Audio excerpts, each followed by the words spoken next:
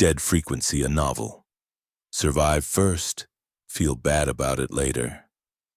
Part 1. Shelter in Place. Chapter 1. Day 18. The bird murdered itself against Colt Rain's window at approximately 11 in the morning, and honestly, it felt like a commentary.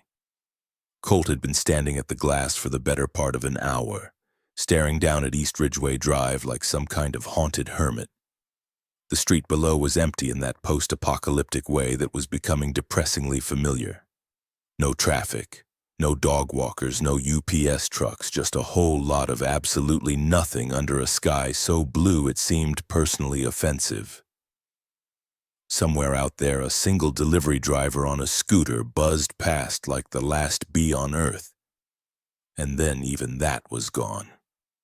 Day 18 of the citywide shelter-in-place order. So the official duration had been 12 days. Nobody had updated the signs. Thwack. Colt flinched hard enough to knock his shoulder against the window frame. He looked down. A grackle lay on the concrete ledge outside, head twisted at an angle that suggested its neck had gone on permanent vacation without it. There was a smear of blood on the glass about the size of a quarter, and a small constellation of feathers floated down to the street below. "Dude," Colt said. He stared at the bird for a moment. It stared back with one glassy eye. Even the wildlife was losing it out here. Officially, the city of Ashford, Texas had been under emergency shelter-in-place orders since the XP7 variant started making people very, very sick. When the X virus, some respiratory and GI nightmare that had been floating around the country for 4 years, had apparently mutated into something worse. The symptoms were still basically the same: coughing, fever, catastrophic diarrhea. But the new strain hit harder, faster, and with a fatality rate the government had stopped publicly reporting around day 10. Colt had been at Eastfield Medical Center when the first ward got shut down. He was an orderly, not glamorous, not well paid, but honest work. And he'd seen what XP7 did to people up close. The dehydration was something out of a horror movie. Your body would just drain. A drip line pumping fluids in the top while your body expelled everything out the bottom faster than the math could work. When the math stopped working, so did you. He'd also, and on his phone at 2 a.m. a couple weeks back, seen a video he wasn't supposed to see. A Twitter account called it K_signal had posted it. Grainy footage, bad lighting, what looked like a parking structure somewhere. A group of cops in full riot gear firing into something on the ground, something that kept moving. The caption had read, "They turning people into walkers out here." Don't say I didn't warn you. The video had been up for maybe 40 minutes before it got pulled. Colt had screenshot the account name. Now he pulled himself away from the window and surveyed the state of his apartment, which could charitably be described as a cry for help. The kitchen counter held the remains of his food supply, most of a bag of great value white bread, 2 beef sticks, and a Dasani. The fridge had stopped being his friend around day 11, and the microwave had become his best friend in ways that weren't emotionally healthy. He'd meant to stock up. He really had. But he'd been watching a show, 3 episodes from the finale, 3, when the emergency alert had buzzed on his phone at midnight and informed him that Ashford was now under a shelter-in-place order effective immediately. No specified end date, essential travel only. He'd thought, 6 days, tops. I got ramen in the cabinet. This is fine. It was not fine. Colt was 26 years old. He'd survived a foster care system that had the vibe of a mid-tier video game on hard mode, high school social politics that would have broken weaker men, and 3 separate employers who had all, in their own unique ways, been terrible. He'd delivered food, driven rideshare, run black market fare to bars after close, and eventually landed a gig as an orderly at Eastfield Medical, which was genuinely the most stable job he'd ever had. He'd been planning to save up, ask Sierra Vale out properly, live his life. Sierra. Colt picked up his phone. No new texts. She'd last messaged him 2 days ago. Hang in there, soldier. City's paying us double time, so at least there's that. Then nothing. She was out there in Golden Brook District working with the hospital's mobile sampling unit, collecting saliva swabs and running XP7 tests door to door. She'd asked him to watch her dog. Ranger looked up at Colt from the couch, tail making one slow, hopeful arc. I know, buddy, Colt said. I'm working on the food situation. Ranger was a border collie, all black and white geometric energy, in the kind of dog that looked like it had a graduate degree in herding livestock.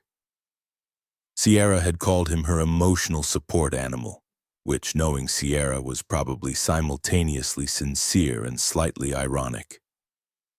When she worked night shifts, she'd leave him with Colt because Ranger was afraid of the dark. An 80-pound working dog, afraid of the dark. You and me both, Colt had told the dog, and they'd developed an understanding. He dug the beef sticks out of the cabinet and crouched down to offer them. Ranger took them in about 4 seconds flat, then looked up with the expression of someone who had been personally wronged. That's literally everything, bro, Colt said. Don't look at me like that. He straightened up, rubbed his face, and got real with himself. He hadn't eaten since yesterday afternoon. His stomach was making sounds like a backed-up garbage disposal. He needed to make something happen. HOA enforcement and emergency orders be damned. He grabbed his mask, his keys, and a canvas tote bag and headed for the door. The hallway of Eastdale Commons was silent as a tomb. 17 floors of apartments, and the only sound was the buzz of the fluorescent lights and the hum of the elevator. Colt took the stairs. He'd tried going out on day 5, just to stretch his legs, get some air. A community liaison had been waiting in the lobby like a human checkpoint, polite but firm, and had turned him right back around. Please cooperate with the order, sir. If you have needs, we can help. They'd been logging every unit, coordinating food drops, doing wellness checks, friendly about it. Colt had been friendly back. Today, though, in the lobby was empty. He pushed through the side door into the alley that ran alongside the building. That was weird. On previous days, there had been at least one liaison officer or property manager near the entrance. Today, nothing. He stood in the alley and just listened. 3 blocks down, a car alarm was going off in that abandoned nobody's coming way alarms go off when nobody cares anymore. Somewhere far off, maybe 10 blocks, he thought he heard sirens. The neighborhood was so quiet the wind in the elm trees sounded loud. Where is everyone? He thought about the security guard at the front desk, an older guy named Doug who worked the day shift and always had a sleeve of Pringles going. Colt crept around to the front of the building. The guard booth was there. Doug was in it, chin on his chest, baseball cap pulled down, deeply and professionally asleep. Colt almost woke him up, then reconsidered, then spotted 3 buildings down on the far side of the parking lot, the gap in the perimeter fence where the HOA had been meaning to fix the old brick wall for literally 8 months. Still not fixed, right on time. He went through the gap. Union Mart was 3 blocks from Eastdale Commons, a genuine neighborhood convenience store run by Hank Gutierrez, who had bought it from his father and run it for going on 20 years. Hank was one of those guys who was of the neighborhood in the way old trees were of a yard. He knew everybody, remembered everybody's usual, and kept the store open until 2 a.m. because, as he put it, where else are you going to get milk and Swisher sweets at midnight? McDonald's? Get out of here. The exterior blinds were down. The door was locked. Colt pressed his face against the gap in the door and cupped his hands to block the light. He could see the glow of a phone somewhere in the back. Hank, it's Colt! Colt from 4B! Nothing. Dude, I know you're in there. The lights are on in the back. Hank! Silence. then a shuffling sound, then a pair of suspicious eyes appeared at the gap. "How'd you get out?" Hank said. "The fence on the east side is still broken." A pause. A lock clicked. The door opened a crack. Hank Gutierrez was 53 years old, built like a former offensive lineman who discovered a passionate relationship with breakfast burritos, and right now he looked like a man who'd spent 18 days in a bunker. He had 3 days of scruff going, and his phone screen was so bright in the dark store it cast him in ghost light. Kid," he said. "You are either very brave or very stupid." "Extremely hungry," Colt said. "Can I come in?" Hank looked left, looked right down the empty street, the full neighborhood watch paranoia, and then opened the door. The store was dim and quiet, shelves mostly intact if depleted in the snack and water sections. Colt grabbed a basket and started doing a methodical pass of the aisles. Hank followed him, hands stuffed in his vest pockets, watching with the energy of someone deciding whether to be impressed or annoyed. "You just gonna shop?" Hank said. "That's generally what people do in stores, yeah." "There's a shelter-in-place order, Colt. There is also no food in my apartment." Colt held up a family-sized bag of Cool Ranch Doritos. "Is this real? And these are still here." "I saved those." "For who?" Hank pulled them out of his hands. "For me." Colt loaded his basket. A couple cans of Progresso soup, a sleeve of saltines, 2 packs of Top Ramen, some peanut butter crackers, a box of protein bars, 3 bottles of Gatorade, and a large bag of Purina for Ranger. He also grabbed a 6-pack of Lone Star because some situations required beer, and this was one of them.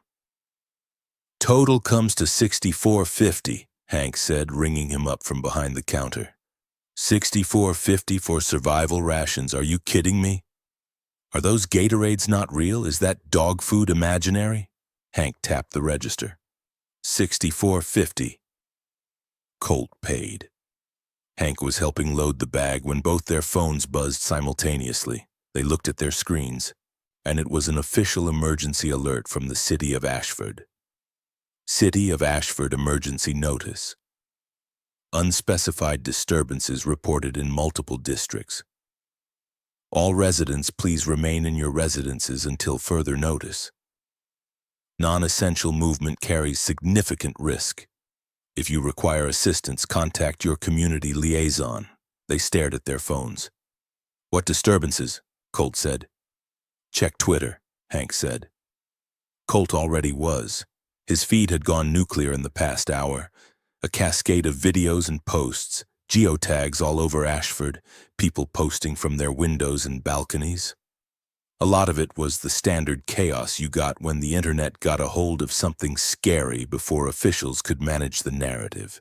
Blurry videos, people yelling. People.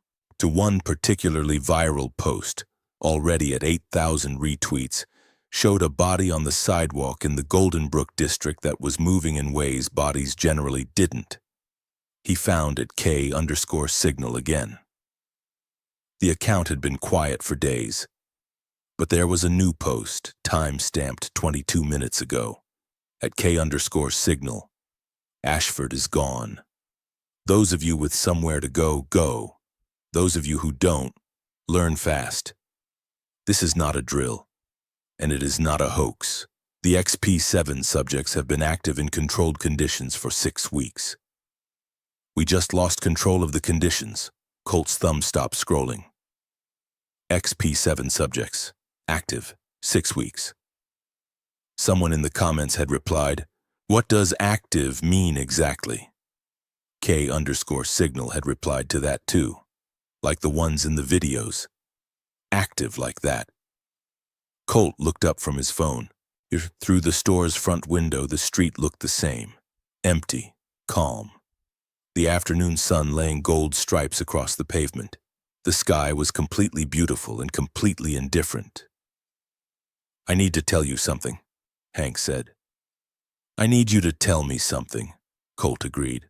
"I was watching a video earlier. Some guy in the Golden Brook area, his neighbor came to his door, acting wrong. Like He said she looked like she was on PCP, but also like...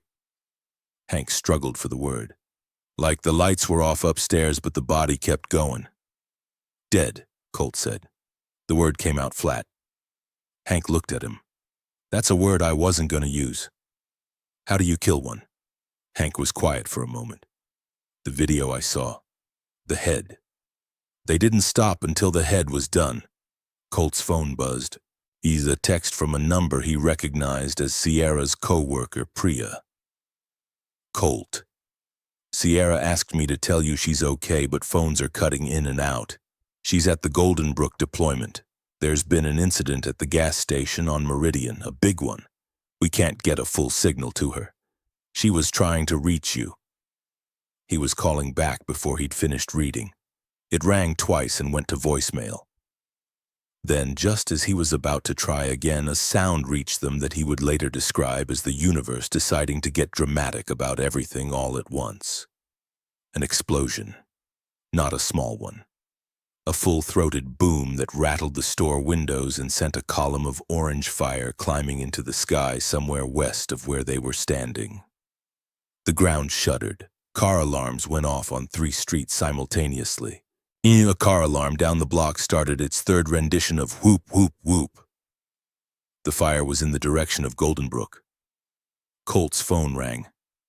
He grabbed it so fast he almost dropped it. Sierra? The voice on the other end was fraying at the edges. Colt. Static. It went up the gas station on Meridian. Static. We were doing a collection run nearby and then... Static. I can't reach the hospital and I'm at the Golden Brook Community Inn with 2 of my co-workers, but the road... The call dropped. He called back. The number you have dialed... Hell. He looked at Hank. I have to go get her. Colt. She's in Golden Brook. There's been an explosion at a gas station. She can't get out. Hank put both hands flat on the counter like he was bracing himself. He looked at the screen of his phone, in where Ashford Twitter was currently having the kind of collective nervous breakdown that would normally require a lot of therapy. He looked at the fire on the horizon. He looked at Colt, who was already moving toward the door with his grocery bag like some kind of deranged errand runner. My truck's in the lot behind the store, Hank said. I can't let you take it. I have a car. Your car is a 2019 Chevy Spark. It runs. Colt, buddy. A Chevy Spark at a zombie apocalypse. Colt stopped. The word hung in the air between them. We're not saying that yet, Colt said. We absolutely are saying that, Hank said. I've watched enough zombie movies to know what those videos mean. Colt looked at the fire. He thought about Sierra's voice on the phone. And he thought about the way the city had gone so quiet over the past 18 days that you could hear birds from 4 stories up, and how now those birds weren't making any noise at all either. He went back to his apartment, fed Ranger the whole bag of dog food, filled both water bowls to the brim, and said, "Stay here. I'm going to get your mom." Ranger looked at him with an expression that was either stoic understanding or profound confusion, and it was honestly impossible to tell which. Colt grabbed his keys. Chapter 2. What the hell is that? The Chevy Spark was, in fairness, a perfectly functional vehicle for a person who wanted to go to Whole Foods and back. It was not designed for driving through the outer reaches of a metropolitan zombie event. Colt had the windows up and the AC off because he'd read somewhere that closed ventilation was better for airborne viruses, and the radio tuned to the emergency broadcast station, which was rotating on a loop. Please remain in your residence. The city of Ashford is working to address a public safety emergency. Do not attempt travel unless absolutely necessary. The streets leading toward Golden Brook were surreal. A couple miles from his apartment, they were empty. A ghost town with functioning traffic lights. Then, as he got closer to the district line, things started to get complicated. People were leaving. Not in any organized way. Just leaving. Cars were pulling out of driveways and parking structures heaping with stuff. Suitcases, plastic bins, bags of groceries. One woman he passed who had an honest-to-God grandfather clock in the back of her minivan. And they were all heading away from Brook, which meant Colt was driving opposite the only traffic he'd seen in 18 days. He honked his way through an intersection where 3 cars had crunched together in a fender bender nobody was cleaning up, squeezed through a gap between a Ford F-250 and a dumpster, and got to the Brook boundary line. He could smell the gas station fire from here. The streets on this side were different. The evacuation energy was replaced by something rawer. People running on foot, people crouching behind cars. A couple of guys who'd apparently barricaded themselves behind a mattress leaned against a chain-link fence. A woman in scrubs was screaming into her phone, turning in circles. A child was sitting alone on a curb eating chips like none of this was happening around him. Colt's phone buzzed. On Twitter notification. Videos emerging from Brook District, Ashford, Texas show what appear to be. He didn't finish reading it, because he'd just seen it. A crowd was moving strangely at the intersection ahead. A crowd was the wrong word. It was a cluster of people running and screaming, except some of them weren't running. Some of them were lurching. There were 3 of them moving against the stream of the panicked crowd, and the way they moved made Colt's lizard brain, the deep prehistoric part that was still concerned about wolves in the dark, go absolutely haywire. He sat there for 5 full seconds, engine idling. The closest one turned toward the traffic noise and It looked right at him. Looked was maybe generous. Its eyes were the color of dirty dishwater. Milky, filmed over, and its skin had the texture of paper left in a damp drawer. The lower half of its face was red. The red extended to its neck and chest. That's someone's blood, Colt thought. That is someone else's blood on its face. The thing took 2 staggering steps toward his car. Colt hit reverse. He backed up 3 blocks, jerked the wheel around, and found a side street that ran parallel to the main road. His hands were shaking, and he did not acknowledge that they were shaking because acknowledging it felt counterproductive. He found the side street. He found the route around. The community inn Sierra had mentioned. The Brook Community Inn was marked on maps. It was 6 blocks east of the gas station. The gas station was visible now, black smoke still coughing up into the afternoon sky. A half-dozen fire trucks were around it, and for a moment Colt thought, "Okay, official response. Things are being handled. This is going to be fine." Then he watched one of the firefighters, the full gear, oxygen pack, the whole kit, get dragged down by something that came out of the smoke. "Oh my God," Colt said to nobody. He drove faster. The community inn sign came up on his right. He pulled in, parked crookedly, got out. The parking lot was chaos. There was a mobile medical unit van, Eastfield Medical Center logo on the side, parked near the entrance, doors hanging open, equipment scattered on the asphalt. People in medical scrubs and regular clothes were moving in all directions. "Sierra!" he shouted. He moved through the crowd, grabbing people's arms, asking. 2 of them pulled away immediately. One woman pointed vaguely toward the south side of the building, and he was moving that way when he saw a familiar flash of dark ponytail. She was crouched over a man on the ground, gloved hands working on a wound dressing, portable kit open beside her. She had blood on her shirt and the focused expression she got when she was working that made her look like she was solving an equation only she could see. Colt grabbed her elbow. Hey, we need to go right now." Sierra Vale looked up.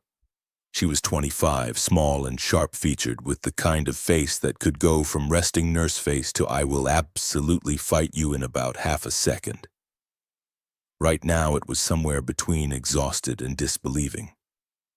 "Colt? What are you doing here? How did you even—" "I'll explain later. We need to leave right now. I can't just leave, there are injured people. Sierra, He looked her in the eyes. I just watched something come out of that fire and take down a firefighter. She paused. Her hands kept moving, autopilot muscle memory finishing the bandage.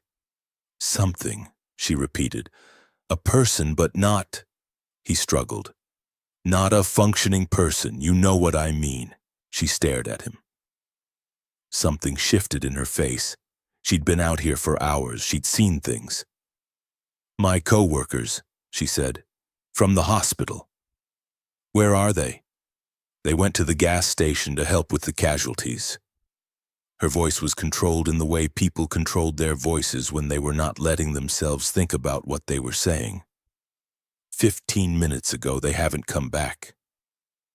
From the direction of the gas station, there was another crash, then screaming, then a sound Colt had now heard twice and would not be able to unhear for the rest of his life. A sound like a human vocal cord that had been reprogrammed into something inhuman. Something hungry and mechanical and utterly without mercy. 4 or 5 figures came stumbling around the corner of the parking lot, and the people around them took one look and started to run. Come on, Colt said. He grabbed Sierra's hand. They ran. The route back to his car was blocked. There was a tangle of bodies, the wrong kind of bodies, at the parking lot entrance. Colt changed direction without thinking, pulling Sierra with him, and for the first time since this began, he was running, and not thinking, just reacting, which was a mode he was familiar with from various low points in his life and which his body was, apparently, still pretty good at, and he remembered the map. The community inn was adjacent to Ridgeway Commons, a big old apartment complex with 2 entrances, one on the north end. If they came around the back of the inn, they could get to the Commons, cross through, and come out 2 blocks east of where he'd parked. This way, he said. Where's your car? We'll get there. Colt, trust me. Do you trust me? A beat. Unfortunately, yes. They ran. There was a woman at the north entrance to Ridgeway Common, a gas station attendant by the look of her uniform. Blood streaked down one arm, eyes glazed, hand pressed to her side. She looked up at them as they came around the corner, and Colt saw the moment the decision got made, and he made the opposite one simultaneously. She needs a doctor, Sierra said. We're coming back for her. He pulled her past. In Colt, Sierra. We have no supplies, no transport, and 6 of those things behind us. We are not useful to her right now. She looked back. Her jaw set. She kept running. They made it to the car. Colt had never been so grateful for a Chevy Spark in his life. He unlocked it remotely from 30 feet away. They dove in, and he pulled out of the lot going way too fast for the size of the road. Behind them, through the rear window, the Golden Brook Community Inn was being swallowed by something that didn't have a name yet. Sierra pressed her back against the passenger seat and looked straight ahead. After a moment, she said, her name tag said Diane. I know, Colt said. We're going back. Yes, Colt said, I know. He drove. Chapter 3. The Last Goodnight. The gas station attendant's name was Diane Calloway. She was 54, had a son at Ashford Technical University, and had been working the Meridian fuel stop for 6 years because it was close to home and the benefits included dental. She had, as it turned out, a mild temperament, a practical streak, and the most disorienting resilience Colt had encountered since meeting a woman in a shelter once, who had survived a tornado and immediately started helping make sandwiches. When they doubled back for her, she was right where they'd left her, sitting on the curb with her hand on the wound like she'd been told to wait and was going to wait even if the world burned down around her, which it sort of was. Sierra triaged the cut, not deep, no arterial involvement, cleaned and wrapped. And when Diane asked what was happening, Colt gave her the short version. Diane was quiet for a moment, and then she said, my son goes to ATU. ATU's in the Innovation District, Colt said. That's on the south end. What's happening is in Golden Brook and the gas station area. Your son should be fine. He was not entirely sure this was true, but Diane needed a reason to keep moving, and it seemed like the most functional truth available. They left Golden Brook with the sun going down and a column of black smoke marking the sky like a giant's thumbprint. Colt drove them back toward Eastdale, detoured through a gap in the crowd, and made it back to the Commons parking lot without incident. He pulled into the underground garage, cut the engine, and sat there in the dark for a minute. The three of them didn't say anything. Then Diane said quietly, "My son texted. Says everything's fine at the university." "Good," Sierra said. "And he said the news is saying there's been some kind of mass casualty incident, gas leak." Colt and Sierra exchanged a look in the rearview mirror. "Sure," Colt said. "Gas leak. Classic." They went upstairs. Sierra cleaned up in Colt's bathroom, changed into a spare shirt he dug out of the back of his closet. Ranger greeted her like she'd come back from the moon. Big spiraling runs, whining, the full border collie emotional breakdown. Sierra sat on the floor with the dog for 5 minutes and just let herself be loved on. Diane looked around Colt's apartment, clocked the bare counters, the empty fridge, and without a word went through his grocery bag and started cooking. She found rice in the cabinet, found the smoked sausage he'd bought at the last minute from Hank's, and then 20 minutes later there was a rice cooker going and the smell of food in the apartment for the first time in days. "You don't have to do that," Colt said. "I cook when I'm stressed," Diane said. "Sit down." He sat down. Sierra came out of the bathroom. She looked at the rice cooker and at Diane and then at Colt. She mouthed, "Who is she?"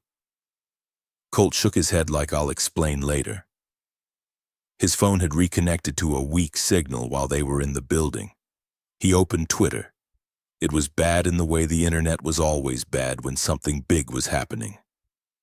A mixture of raw, real-time footage that would give you nightmares. Hot takes from people who hadn't looked out their own windows.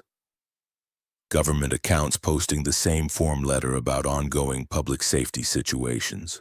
And approximately 900,000 replies that were just people saying this is not a drill to each other. He found it K_signal again. New post 40 minutes ago. "The city is lost. Get to high ground, literally. East of Ashford is your best bet. Ridgeback Mountain. Station 28. Going east gives you distance and elevation. If you can't read between those lines, I don't know what to tell you. Head east. Stay off the highways. Going dark after this. Stay alive. Station 28, Ridgeback Mountain." Colt took a screenshot. He tried to DM the account but got an error. Too many messages. He typed a reply anyway. "Gold Station east of the city, shelter? Are you still there?" The reply counter spun and never completed. He set his phone down and looked out at the city. From the living room window, the skyline was wrong. There were fires. In not one, 3 distinct orange columns spread across the west and northwest parts of the city. The grid was breaking down in real time. As he watched, a section of city lights in the Golden Brook neighborhood went dark like a stage crew had cut a spotlight. Then another section, then another. "Colt," Sierra said. She was standing at the window now, too. "I see it." "What do we do?" He thought about the bird that had murdered itself on his window that morning. He thought about the way the empty street had felt before the fire. He thought about Hank at the store and K_signal and the last flicker of a street grid going out in Golden Brook like it was saying goodbye. "Tonight," he said, "we eat Diane's rice and we sleep. Tomorrow morning early we move." "Move where?" "East," Colt said. "I've got a lead." Chapter 4. Run. They didn't make it to the next morning. Colt woke up to the sound of screaming at around 4 a.m. Not the distant abstract screaming of a city in distress that had been the white noise of the last few hours. This was close. This was in the building. He was at the window in 3 seconds. Below in the courtyard of Eastdale Commons, a man in boxers and a Texans jersey was running barefoot across the grass, and behind him, stumbling out of the building's main entrance, was a figure with a rocking horse gait that Colt recognized immediately. "No, no, no," he said. He turned. Sierra was already awake, already sitting up, already putting on her shoes. Diane was asleep on the couch with Ranger half on top of her, and the dog's head was up, ears forward, the old warning system software booting. "Yeah, they're in the building," Colt said. Sierra looked at him. He watched her make the decision in real time, the calculation all medical workers make when the situation crosses from manageable into get out now. And she was up and moving before the equation finished. "Get Diane," she said. "I'll get the bags." They'd packed the night before, which had felt dramatic and paranoid, and now felt like the smartest thing Colt had done in years. 2 duffels, one with clothes, first aid stuff, Ranger's gear, and Sierra's travel medical kit. Another with all the food and water he had left, which wasn't much, the remaining groceries from Hank's, some canned stuff, Ranger's food. Diane was up before Colt reached her, still processing where she was, doing that quick blink reconstruction of a bad situation that you do when you wake up in a crisis. "Here, we're leaving," Colt said. "Now." She looked at the window. The screaming had stopped. That was worse. "Right now." They took the stairs. On the 3rd-floor landing there was a door ajar, and through the gap Colt could hear something he didn't want to define. He pulled the door shut, didn't slow down, didn't let himself think about it, just moved. The underground parking garage was dark and smelled like motor oil and whatever was coming through the air ducts now that the building's ventilation had become a philosophical question. Colt's Spark was parked next to a big black Dodge Durango that had been there since he moved in. Nobody ever drove it, and in 18 days of everyone being home, nobody had driven it either. The thing had a 1/4 inch of dust on it. It had been sitting here for months. He looked at his Spark, and he looked at the Durango. He looked at his Spark again. "Don't," Sierra said. "We have 2 duffels, a dog, and 3 people." "There's no reason that car is available, Colt." "There is absolutely every reason." From the stairwell door behind them, a sound. The specific fleshy sound of something dragging its feet that was rapidly becoming the scariest sound Colt had ever heard. He picked up a chunk of loose concrete from the edge of a parking divider. "Get back," he said. "Oh, Colt." He threw the concrete at the Durango's driver's side window. The alarm went off. Weep, weep, weep.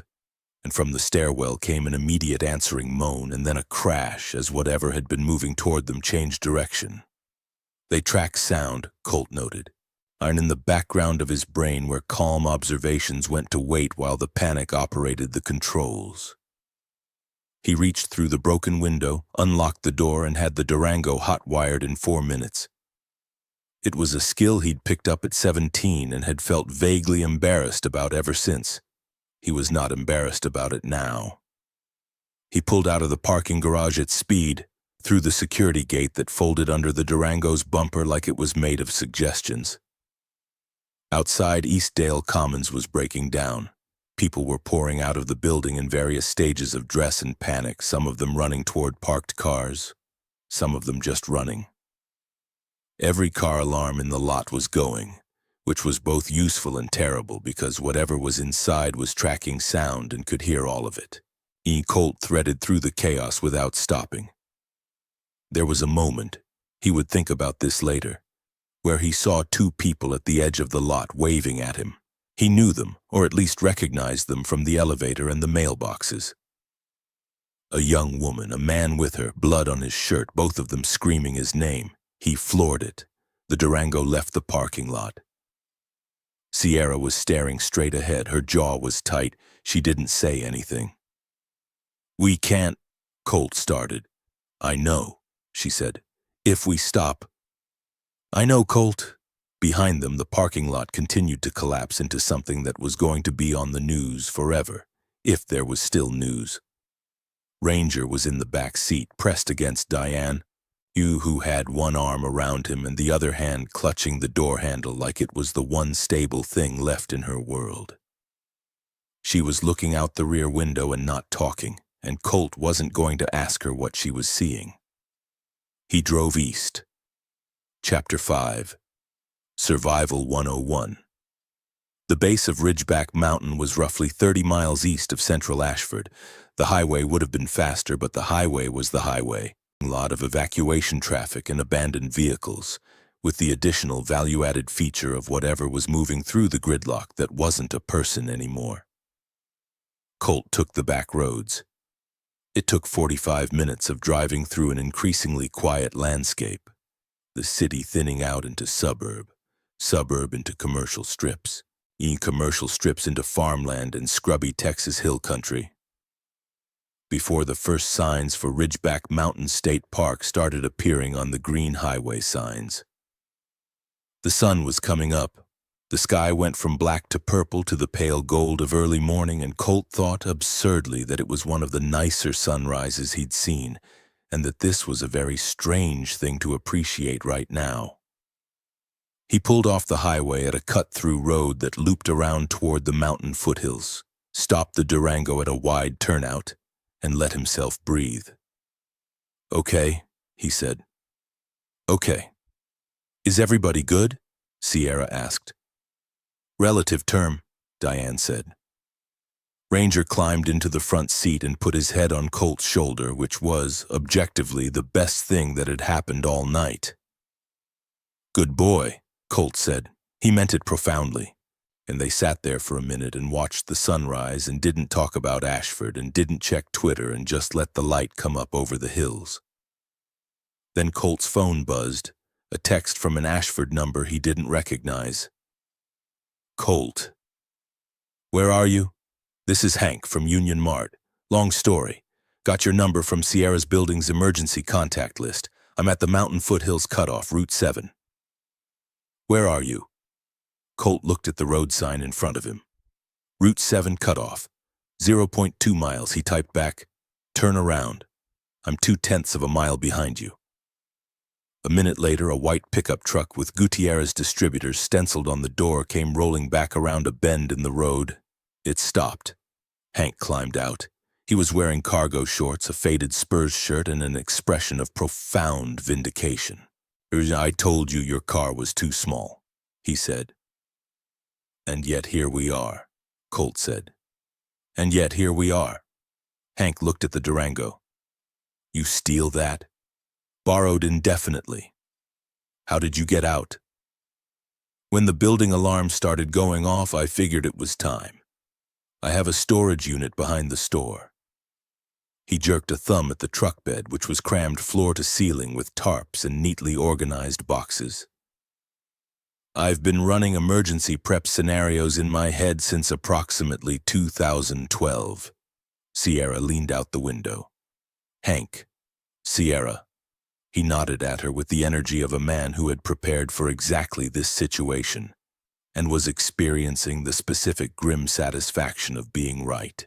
"Y'all eat yet?" "No." "Get out of the car." The thing about Hank was that he had packed like someone who genuinely believed the world was going to end and had intended to be comfortable about it. His truck contained, among other things, a full camping cook set, 6 MRE boxes, approximately 40 pounds of shelf-stable food in vacuum-sealed bags, 2 5-gallon water jugs, a gas-powered camp stove, a sleeping bag, a tarp, a first aid kit that would not have been out of place in a battlefield medic station, a folding hand truck, a 20-foot tow rope, and a 12-inch cast-iron skillet that he referred to as Old Bertha without irony. "You've been waiting for this," Colt said. "I've been prepared for this," Hank corrected. "There is a difference." He made scrambled eggs on Old Bertha over the camp stove, eyed with dehydrated peppers from a vacuum-sealed bag, while Sierra went through their combined supplies and Colt did a perimeter walk of their little turnout, looking for anything moving in the tree line. Diane sat on a camp stool and called her son 17 times and got voicemail every time and stared at her phone between calls with the expression of someone having an argument with the universe. "He'll be fine," Colt said on his way past. "People keep saying that," Diane said, "because it's probably true." "Can you tell me why it's probably true? Because right now my phone says there are zombies in the Golden Brook district and also now apparently the Innovation district, and my son is in the Innovation district." Colt crouched down to her eye level. He'd learned a long time ago, through a series of bad experiences in group homes and worse experiences on the street, that the most useful thing you could do for scared people was look them in the face and give them something concrete. "A TU is a campus," he said. "Campus means controlled access, walls, security. Campuses are historically good places to shelter. There are almost certainly police and National Guard at the university exits. And your son is 20-something, which means he's had enough adrenaline practice on video games to—" "I'm going to stop you there," Diane said. "That was the worst reassurance I've ever heard. I'm working with limited material." She almost laughed. Almost. He counted that as a win. Hank set a plate of eggs in front of her and she ate without arguing. After breakfast, they sorted supplies. 2 vehicles, Colt had explained. "Ease because you never put all your eggs in one basket." A lesson from a childhood full of situations where things being distributed made the difference between total loss and partial loss. Hank had immediately understood this and divided the food, water, fuel, and gear into 2 roughly equal piles. "Smart," he said. "You have a plan beyond Go East?" "I have a lead," Colt said. He showed Hank the screenshots of the ITK_signal posts. "This account has been accurately ahead of the situation since day 1. They said east, Ridgeback Mountain, and mentioned Station 28. I found a marker on this road 2 miles back that said Ridgeback 7. Counting up from that, 7 plus 21 is 28. If there are numbered stations, 28 is deeper into the mountain." Hank squinted at the phone. "So your plan is to follow some anonymous Twitter account into the wilderness." "My plan is to use the only credible intelligence I've had since this started." Hank thought about this. He looked at the mountain. He looked at the truck. He looked at Sierra, who shrugged in a way that clearly communicated, "I have nothing better." "Fine," Hank said. "But we need to gas up before we go anywhere. There's an autofill station at the Ridgeview trailhead. I passed it on the way in. Can handle 1 vehicle at a time." "Lead the way," Colt said. The Ridgeview trailhead fuel stop was a single pump situation attached to a small park services building, designed for the maintenance vehicles that maintained Ridgeback Mountain State Park trails. It was functional, unlocked, and blessedly free of anything that wanted to eat them. And while Hank was filling the truck, Colt walked around the side of the building and stood there for a moment, alone, looking out at the mountain. He pulled out his phone and opened at K_signals DMs. The message he'd sent was still just, "Station 28. "Shelter?" a reply had come in. "Station 28 confirmed, 32 miles in on the North Access Road. Go now. Don't stop." And then one more line. "You're Flyfish, right? I've seen your username in the outdoor forums. I've been trying to reach anyone who might know the mountain. You know it?" Colt stared at the screen. His forum username, an old hiking forum back when he was 18 and going through his brief outdoorsy phase, was Flyfish. He hadn't used it in years. He typed back, "Somewhat. Are you local? I'm at Station 28. I can't say more. Get here." It's not what the account says it is, but it's better than what's out there. Bring people you trust. The last message. I'm sorry I pointed people here without knowing what it was. I'm trying to fix that.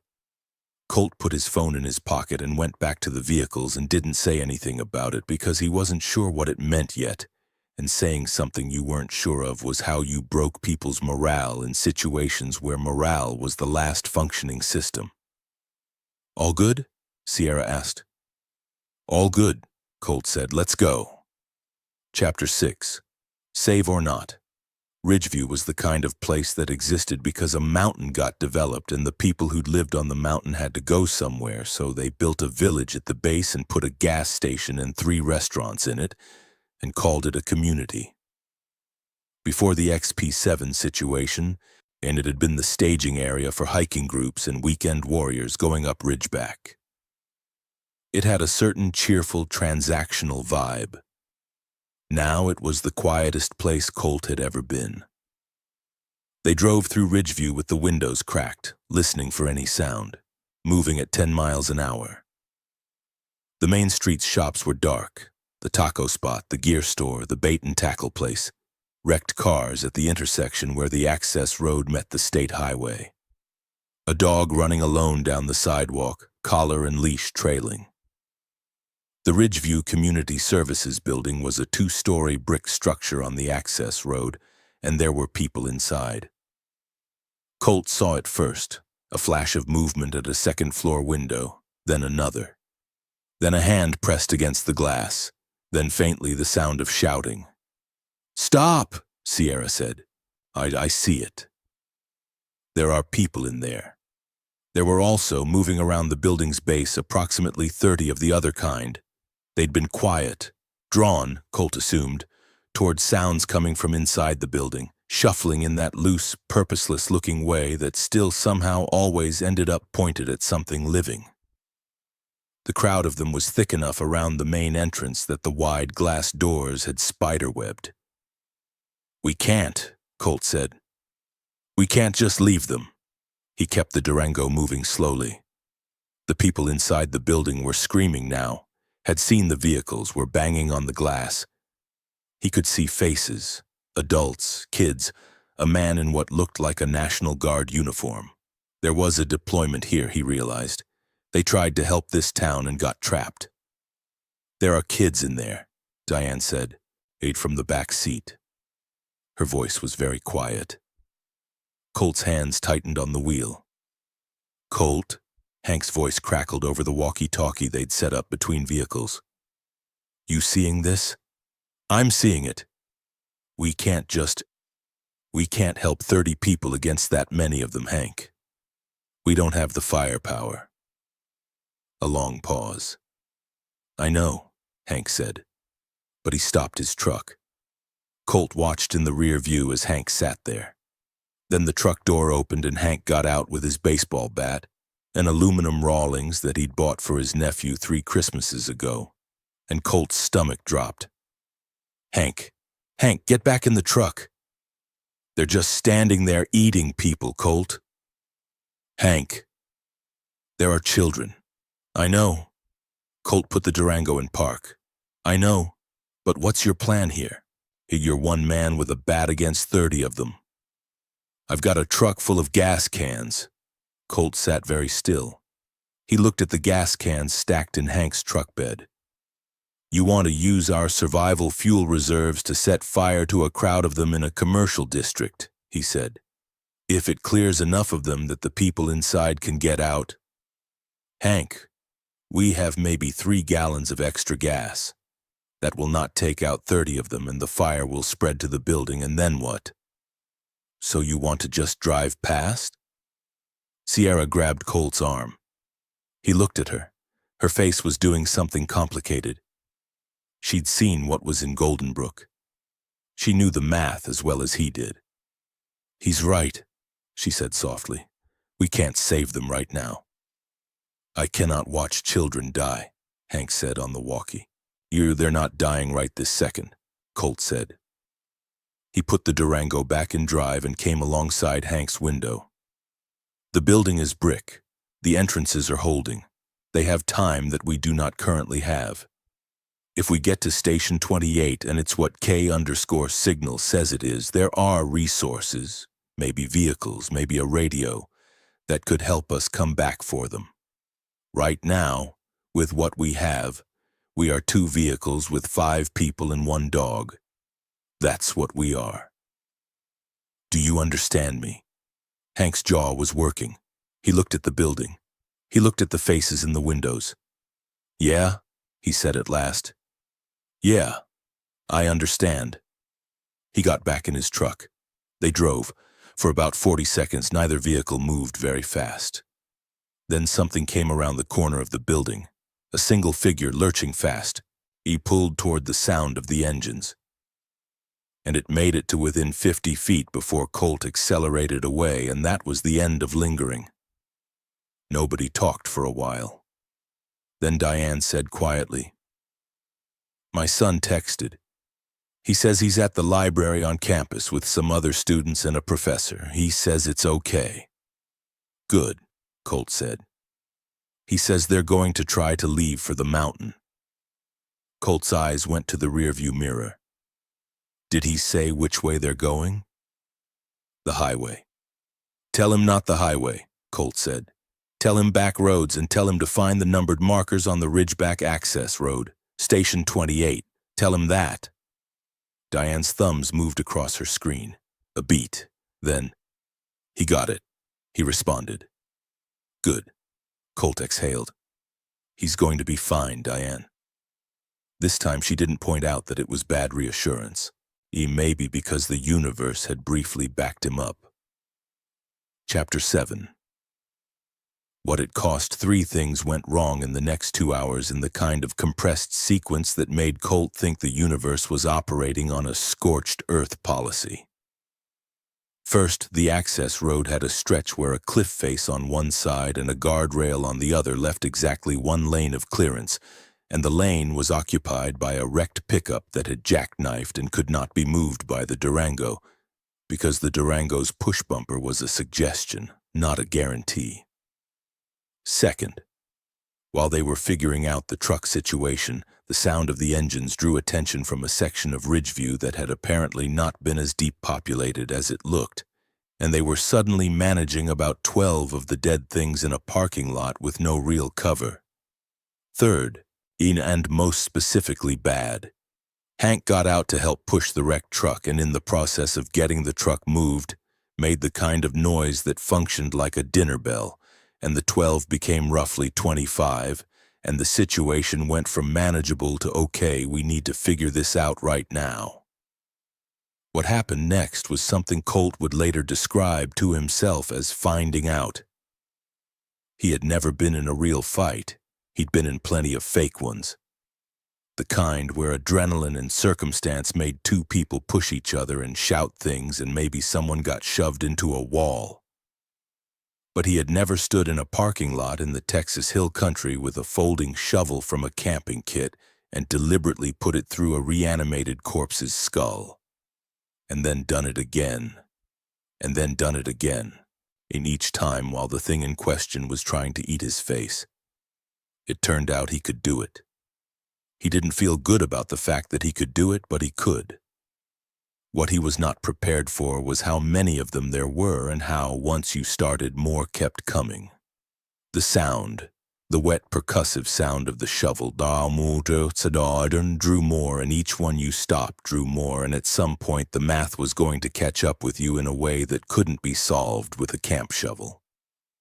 Hank, who had used his baseball bat with the specific resolve of a man who had been playing intramural softball for 20 years and had an excellent swing, was in trouble on the east side of the parking lot.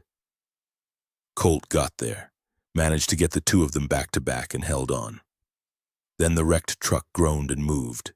Sierra had figured out the geometry while Colt and Hank were managing the crowd. She'd used the Durango's tow rope, looped it around the wrecked truck's axle, and reversed the Durango at just the right angle. The truck pivoted enough to open a lane. "Go!" she yelled. Colt grabbed Hank. They ran. They dove into vehicles. The Durango and Hank's truck went through the gap in that specific, controlled chaos way that only works when everybody involved is running on pure necessity. They drove for 5 minutes without speaking, then Hank said on the walkie, "Is everyone alive?" "Yes," Colt said. He was breathing hard. "Okay." A pause. "That was, yeah, okay. You good?" My arm is going to feel like garbage tomorrow.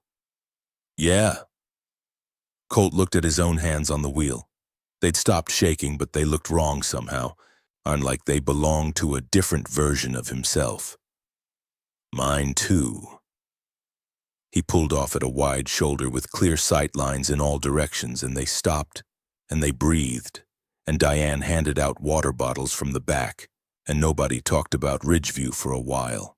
Ranger had his head out the rear window, ears back, and was doing the border collie thing where he processed a dangerous situation by staring very hard at the horizon, as if daring the universe to try it.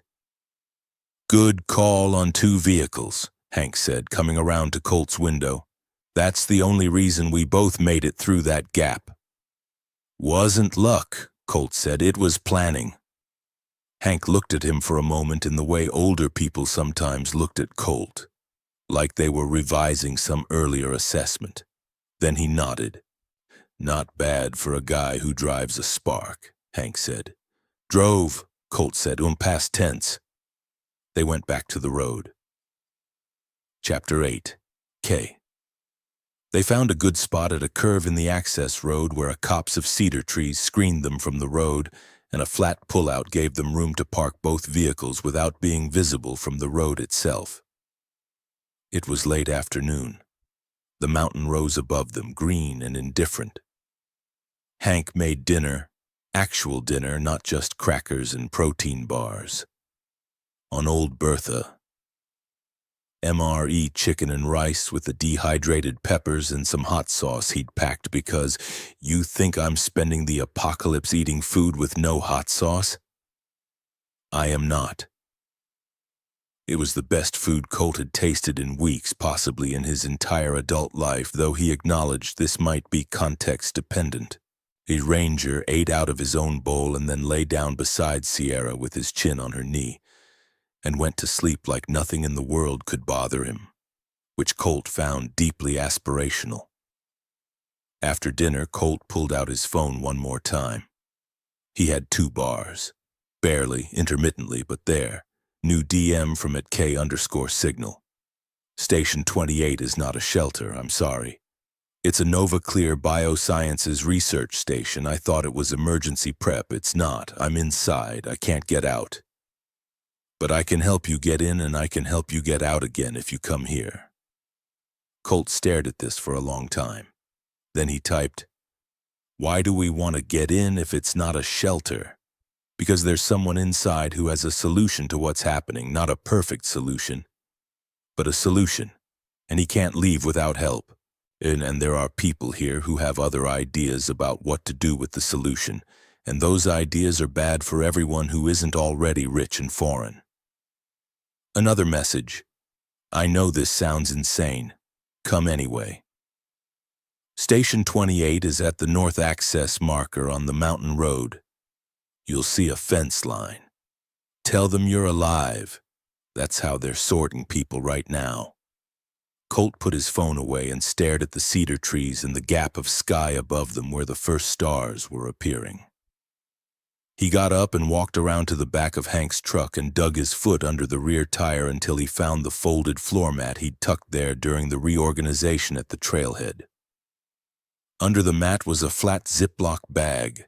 Inside the bag was a road map he'd taken from the glove compartment of the Durango.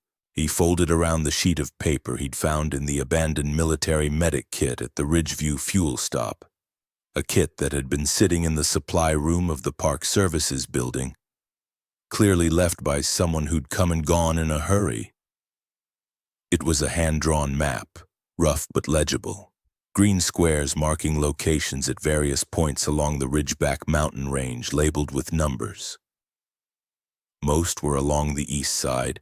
The furthest east was labeled Station 28. Next to each green square was a small symbol, a tent inside a circle. He'd assumed it meant shelter. At K_signal had said it was research stations. But research stations would have supplies. Labs had power. Labs had communications equipment, and labs run by companies that were trying to solve a biological crisis. Even companies doing things in shady ways had solutions. and he went back to the fire. "I need to tell you something," he said. Everyone looked at him. He told them about the map, about Station 28, about K_Signal's latest messages, all of it. He'd been holding this close because he wasn't sure it was real information, wasn't sure of the source, wasn't sure it wouldn't make people panic or make bad decisions. But sitting in front of a fire in the Texas hills with the city behind them burning and the mountain ahead of them offering unclear odds, he decided that having incomplete information shared was better than having complete information hoarded. When he was done, Diane said, "Nova Clear, that's the vaccine company." "Yes," Colt said. "They made the XP vaccines." "Yes." "Are they the ones who made it spread?" The fire crackled. Ranger twitched in his sleep. "I don't know yet," Colt said. I think we need to find out." Hank turned his cup of camp coffee in his hands. "What's your instinct?" "My instinct is that this K_Signal person has been right about everything so far. My instinct is that there's something at Station 28 that we need. And my instinct is that we're not going to survive long-term on camp stoves and good luck." Sierra was quiet. Then she said, "We go." "Sierra, I'm a nurse, Colt.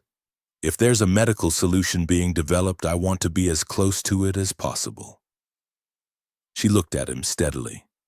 "We go." Colt turned to Hank. Hank shrugged. "I didn't come all the way out here to turn around," Hank said. Diane said nothing. She was looking at her phone again, at the conversation with her son. "Diane," Colt said, "well, if you want to stay here." "He says he's still at ATU," she said. He says there are about 20 students and a professor in the library. He says they're going to try to reach Ridgeback, but he doesn't know when." She looked up. Her expression had shifted into something very decided. "I want to go up that mountain, and when we get to that station, I want to use their communications to call my son." "Deal," Colt said. He went to sleep that night with the map tucked under his boot and the sound of the mountain wind in the cedars. And somewhere below, the distant firecracker-spaced sound of gunshots that he chose to interpret as National Guard and not as the alternative. In the morning, they would go to Station 28. But first, they'd have to meet Vance. Chapter 9. Vance. He came with the sunrise, or rather his truck did, a beat-up white F-150 with a cracked windshield and no plates. He coming down the access road from above them, which meant he'd come from further up the mountain, which raised questions. There were 5 of them, all men, all in the kind of physical condition that suggested either manual labor or correctional facilities or both. The one who got out first, crew-cut, flat eyes, a smile that was doing more work than smiles were supposed to do, held out his hand like he was at a neighborhood barbecue. "Vance Reeves," he said. "You folks are a beautiful sight." Colt shook the hand because declining would have been worse, and because there was a man behind Vance with a scoped rifle who had not put the rifle down. "Colt," he said, "this is everybody else." Vance looked around the camp with the quick, acquisitive inventory sweep of someone who was counting before he started talking, and he clocked the 2 vehicles, the supplies, the fact that Hank had a baseball bat, the fact that Diane was clearly not a threat, and Sierra. On Sierra, the inventory went on a beat too long. "You folks headed up?" Vance said. "Looking for a place to shelter," Colt said. "Aren't we all?" Vance laughed. "We were up at the mountain community. Little place, Ridgeview area. It's not exactly stable up there anymore. We had to pull back." He said this with the easy fluency of someone who had practiced explaining why they weren't somewhere without explaining why they'd left. The shirts. Colt had noticed it and cataloged it. All 5 men wore the same gray shirt, different states of distress, the same institutional font on the breast pocket. He'd thought at first it was some kind of work uniform. Now, in the clearer morning light, he could read it, Eastfield Correctional Facility. He kept his face neutral. "Well," he said, "you're welcome to share breakfast. We're moving out pretty soon, though." "Where to?" Vance asked.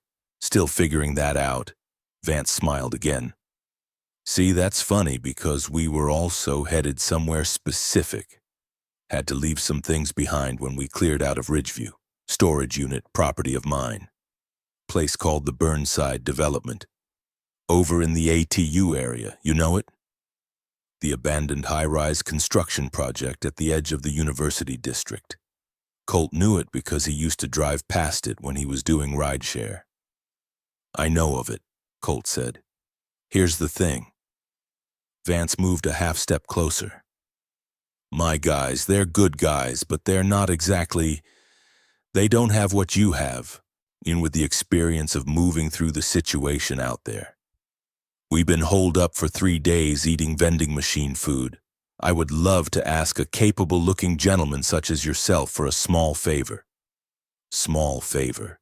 The phrase landed in Colt's chest like a cold rock. "What kind of favor?" he said. "You and your buddy," he nodded at Hank, "know your way around? You go get what I left at the Burnside site. I'll compensate you fairly. Gold, not cash. Cash isn't going to be worth a damn in 6 months, but gold is gold." Colt looked at him. He looked at the man with the scoped rifle. He looked at the other 3 men, spread out behind Vance in the way that people spread out when they wanted to feel like they were communicating something without saying it. "I appreciate the offer," Colt said, "but we've got our own plan." Vance's smile didn't move. "How about we table that for over breakfast? Your lady here looks like she could use a hot meal." The way he said "your lady" was a specific kind of wrong that Colt filed away in the back of his mind where he kept things that were going to become relevant later. Breakfast was tense in the way that nice meals at people's houses with people you've just realized you don't like are tense. Hank cooked with the specific energy of a man who was absolutely not going to let bad vibes affect his eggs. Diane sat as far from the 5 men as the camp allowed. Sierra ate with her back to a tree and her eyes moving between Vance and his crew, the way a nurse monitored multiple patients simultaneously. Quick, clinical, not obviously pointed. Colt watched and calculated. In Vance's crew, one big guy called Knox, actual name presumably different, nobody was clarifying, built like someone had stacked 2 offensive linemen on top of each other and put a face on the result. 2 medium guys who'd introduced themselves with numbers worth of mumbling. 1 slight guy who didn't talk at all and had a persistent cough that Colt noted and put aside for later. The coughing guy looked wrong.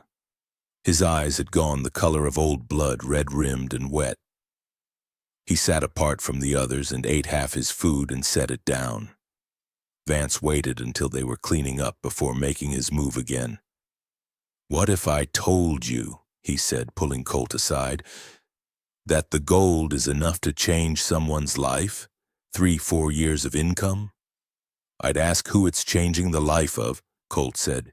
"You help me, you get a share. In simple math." "I've done the math," Colt said. "The math includes going back into the city where I barely escaped from alive. It includes the Burnside construction site, which is 12 miles from here through active zombie territory. The math doesn't support the risk." "What if I made it an offer you couldn't refuse?" Vance said, and he smiled like this was a movie line and not a threat. "Then I'd say that's not how adults have conversations," Colt said. Vance's smile stayed on, but something behind it went cold. "All right," he said. "Well, think about it." He should have trusted that thing in his gut sooner. He was coming back from a walk to check the perimeter when he heard Diane say very quietly from the other side of Hank's truck, "I know a way to make him go." He stopped. "This is how," she said. Sierra's inside the truck. She doesn't know we can see her hiding from you." Colt's whole body turned cold. He came around the truck in 4 steps and he was not careful about how he sounded doing it. Vance turned, surprised. Knox was there too, and two of the others, and they'd been looking at Hank's truck with a very specific kind of attention. "Step back," Colt said. His voice came out level, which surprised him because internally he was at somewhere between extremely alarmed and ready to do something that would be difficult to explain later. "Hey now," Vance said, hands up in the universal whoa-whoa gesture. "We're just talking." "Diane," Colt said, not looking away from Vance, "where is she?" "Colt," Diane's voice was small and awful. "Colt, I just thought, if they know she's here, they'll protect her, and then you'd go, and then I could." "Where is she, Diane?" "Behind the truck. She heard them coming and she hid." The back of Hank's pickup truck, which Vance and his crew had been looking at. Colt did the math in real time, all of it, every variable, and landed on the exact same answer every time. They are not going to let this go. They have the gun. They will use it. The only play is to give them what they want and then figure out a way to get it back. "Fine," Colt said. "I'll go." Vance's expression rearranged itself back into the barbecue smile. "There we go." Sierra stays, unharmed, untouched. He looked at Vance with every ounce of intention he'd ever generated. "If there is one hair out of place when I get back, I will repay that with interest. You understand me?" Vance tilted his head like someone evaluating a poker bet. "You gold's in the south corner of the 6th floor. There's a drop ceiling. The false section behind the scaffolding. Can't miss it." Colt found Sierra. She came out from behind the truck and they stood there for a second that Colt would return to many times in memory. He dug in his jacket pocket and came up with a Jolly Rancher. Green apple. He'd had it since forever, kept forgetting it was there. He put it in her jacket pocket. "Wait for me," he said. She looked at the cut on his face from the previous day. She looked at his eyes for a moment with the expression she sometimes got when she was diagnosing something. "You better come back," she said. "Yes, ma'am," he said. He looked at Ranger. The dog was watching him with the attentive, ready expression of a dog that understood more than it let on. "Ranger, buddy," Colt said. You're on duty. Stay with her." Ranger looked at Sierra, then back at Colt, then sat down next to Sierra like he'd understood and accepted the assignment. Colt and Hank got in the Durango. Chapter 10, University Blues. The Burnside construction project on Ashford Technical University's eastern border had been the subject of 3 separate Ashford Gazette investigative pieces, 2 city council hearings, and 1 unforgettable community meeting that Colt had driven an Uber fare to and then sat outside listening to on his radio for 20 minutes because it was the most entertaining public theater he'd experienced in years. And the building was supposed to be a luxury apartment high-rise for university students. The kind of development that used words like vertical community and curated lifestyle amenity spaces, and somehow never mentioned rent.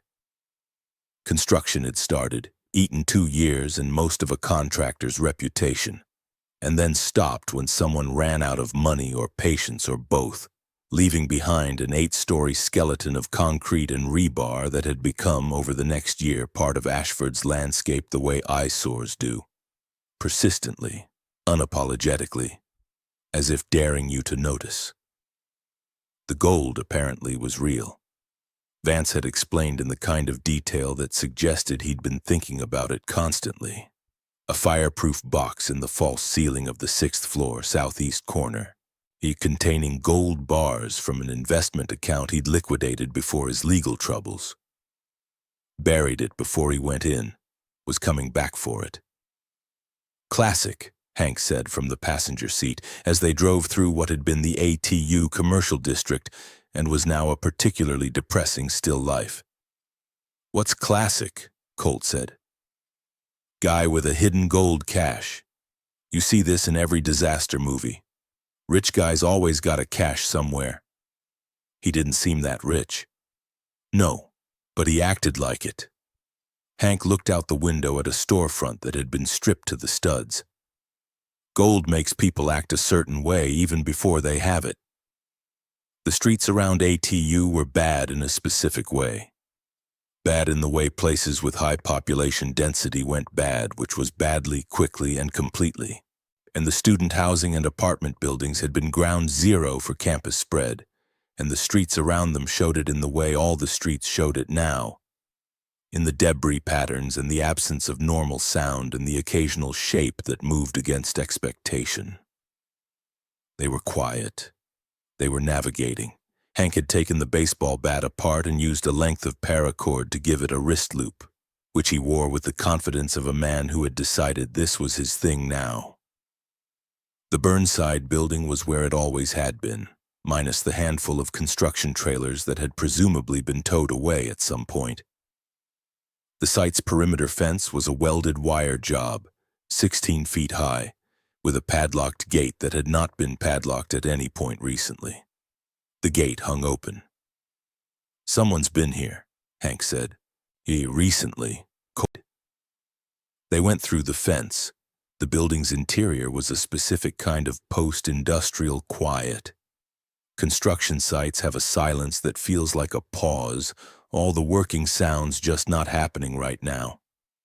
This one felt more like an abandoned stage set. Loose concrete, cable spools, rebar stacked against walls like it was waiting to be useful. Pigeons somewhere on an upper floor. The smell of standing water. Colt found the single figure on the ground floor before Hank did. It was an older man. 60s maybe. Work clothes. Green rubber boots that had seen real use. He was face down, arms out, in the quiet way that bodies were quiet when they'd been quiet for a while. No visible wound, no signs of confrontation. He lay there with his hands open, palms up, and something about that, the openness of those hands, made Colt feel something that surprise wasn't quite the right word for. He crouched down. No bite marks he could see. The boots, green rubber soles worn at the heel. He straightened up. He thought about this for a moment. "Hank," he said, "go get the gold. 6th floor, southeast corner, false ceiling." "What are you doing?" "I'll catch up." Hank went upstairs. Colt looked at the man on the floor for another moment, then looked around the ground level to the cleared space that was supposed to be a lobby. The security shack in the corner, the kind that construction sites put up for a watchman. He went to the security shack. Inside, a cot, a dorm fridge that had stopped working. In a folding table with a hot plate and a bottle of antacids and a water bottle and a prescription bottle. He picked up the prescription, amoxicillin. He picked up the water bottle, half full. He looked at the cot. There was a dent in the center, and beside it an old tablet, screen cracked, battery dead. The watchman. The site had kept a watchman even after construction stopped. An older guy working alone, probably glad of the steady pay and the solitude and the simplicity of a job that asked him not to be brilliant, just to be present. His name was on a photo tacked to the wall with a pushpin. He was standing in front of the Burnside site wearing a smile and a reflective vest and the same green rubber boots. Behind him, the building was in mid-rise, still optimistic. The photo was dated 2 years ago. He'd been here when it started, and he'd been here alone when the sickness came. He'd managed somehow. Antibiotic for whatever respiratory symptoms, water, the hot plate. He'd kept the gate open so he could leave if he needed to. He'd probably been moving carefully, quietly, not drawing attention. And then one day his body had given out, and he'd lain down in the middle of his empty building with his hands open. And that was it. Colt sat in the watchman's chair for a moment. He didn't have a name for what he felt. It wasn't grief exactly, because he didn't know this man. It was something closer to recognition. The specific loneliness of dying with competence and care in a world that had stopped noticing either quality. He found Hank on the 6th floor. "Got it," Hank said, holding up a black fireproof box that clanked when he moved it. Vance wasn't lying about the gold. He was lying about everything else, Colt said. Let's go. What about, we'll deal with Vance when we deal with him. For now, I have a plan, and part of the plan involves us not showing up with the box until I know Sierra and Ranger are clear. Hank nodded. He looked at the box. You're going to give this to him? Not in the way he's expecting, Colt said. They went back toward the ground floor. On the third-floor landing, Colt stopped. There was a sound. He held up a hand. Faint, muffled, coming from the direction of ATU proper, which was 200 yards east of the Burnside site, connected by a pedestrian path. He moved to the window. He could see the ATU library building from here, and in the library building through the upper floor windows he could see figures moving. In living figures moving with human intentionality, some of them pressing against the glass. Some of them had their hands raised. Hank, Colt said, how much paracord do you have left? Chapter 11. The Library. The ATU library was brutalist architecture doing its best. All raw concrete and narrow vertical windows designed in an era that viewed natural light as an optional amenity. It had survived the campus chaos because of two factors: a heavy steel security door that the university had installed after a particularly bad finals week vandalism incident, and a structural biology professor named Owen Bale, who had, on the first day of the outbreak, locked 12 students in with him and told them that the most important survival skill available to them was staying still.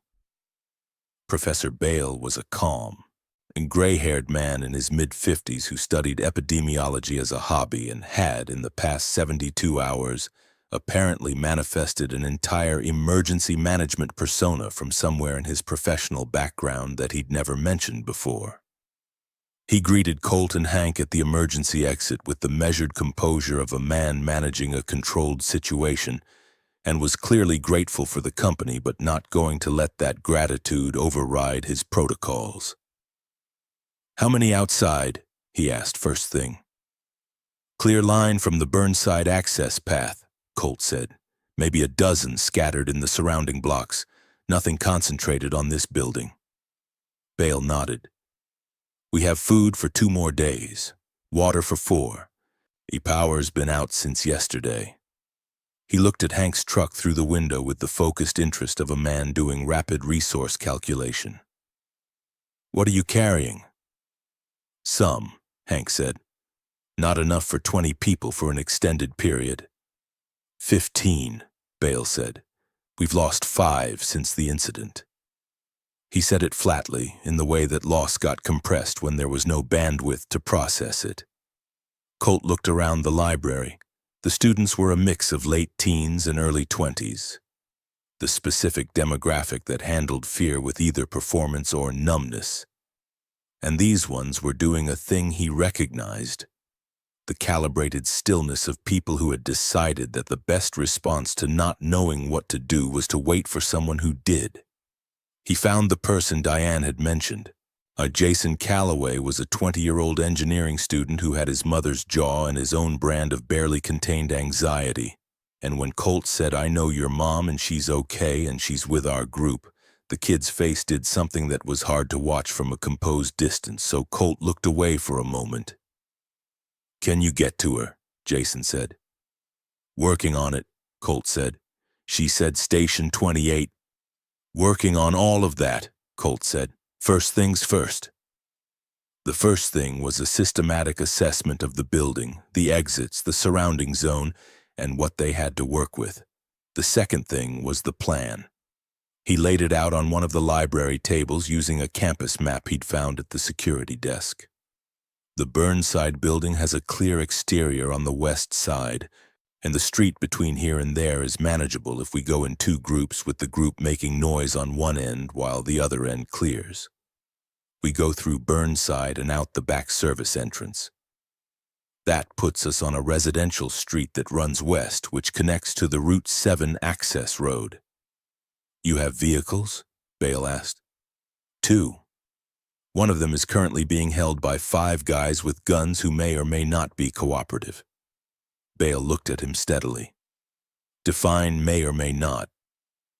Currently not, Colt said, but I have a plan for that too. What kind of plan? The kind where having a gold bar helps. Chapter 12. Out of the library. The problem with moving 20 people quietly through zombie-occupied streets was that 20 people were not naturally quiet. They were, in fact, the opposite. Breathing, nervous, you occasionally stepping on things, one person who had a persistent throat-clearing habit that Hank had to gently address by handing her his last cough drop and looking at her with enormous sincerity. Colt led the first group. 7 people, including Jason, Eli Park, a sophomore who had, it turned out, a genuinely useful capacity for calm risk assessment, and Marcus Webb, a junior whose leg had been slashed by something in the initial campus chaos and was healing badly. Colt noted this and said nothing yet. The route was through the Burnside site and out the service entrance, then a left and a hard right to hit the residential street. He'd identified a cluster of 8 of the dead things in the courtyard between the library and Burnside. This was the problem.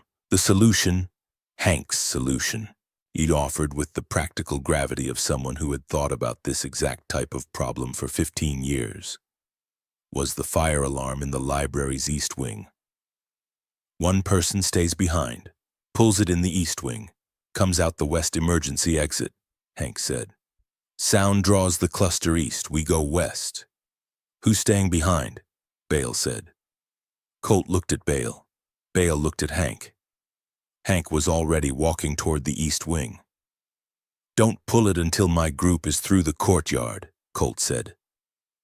I know how timing works, Hank said without looking back. Colt took his group through. The courtyard was clear.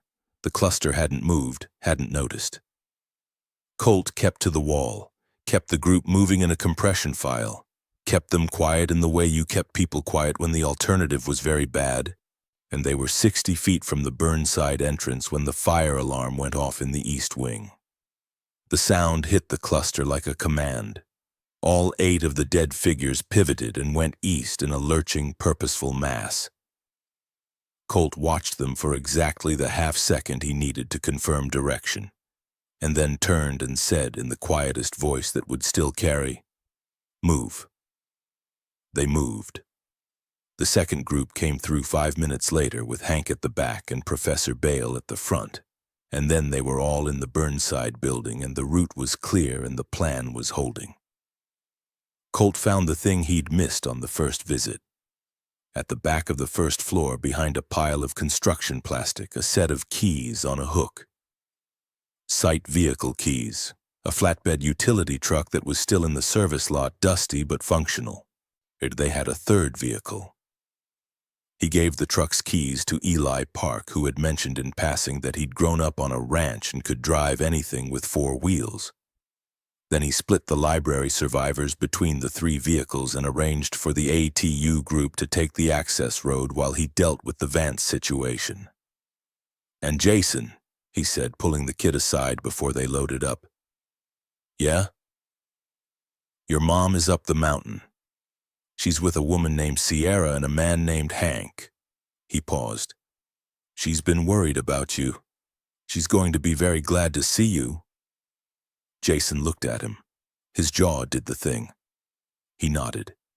Thank you, he said, quietly, like he meant it in more than one direction. Don't thank me yet, Colt said. We haven't actually done this part. He turned back to the Durango where Hank was waiting. Colt opened the fireproof box and looked at the gold bars, maybe 24 of them neat and heavy in a stack.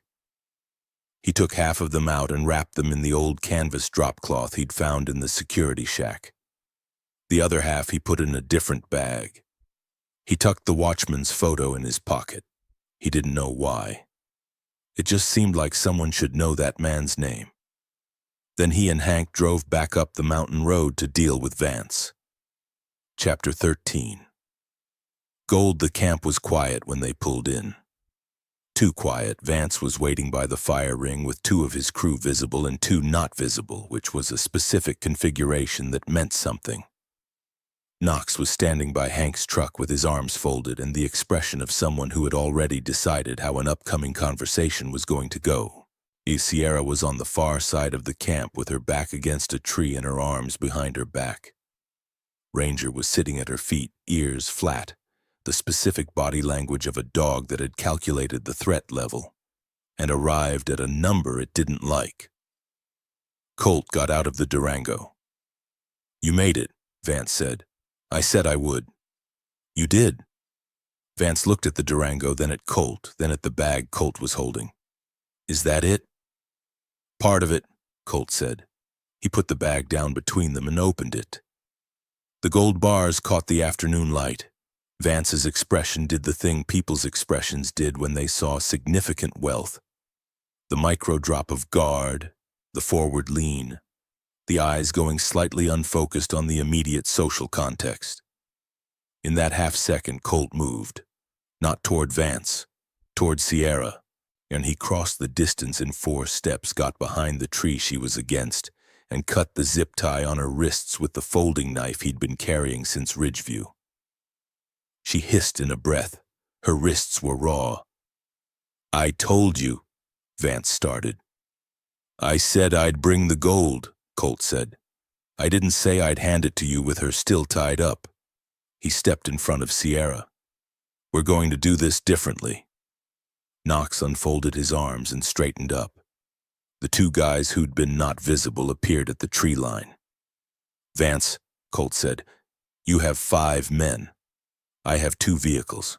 Sierra has medical training that you are going to need at some point because I noticed one of your guys is looking sick, and I don't mean regular sick."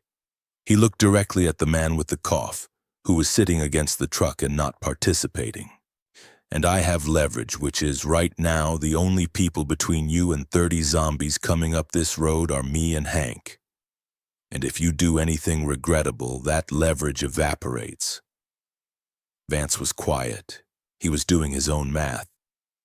"The gold," Colt said, "is yours. That was the deal. But you let us walk and you don't follow us, and whatever you think you're building out here, you build it without my people in it." "Your people," Vance said.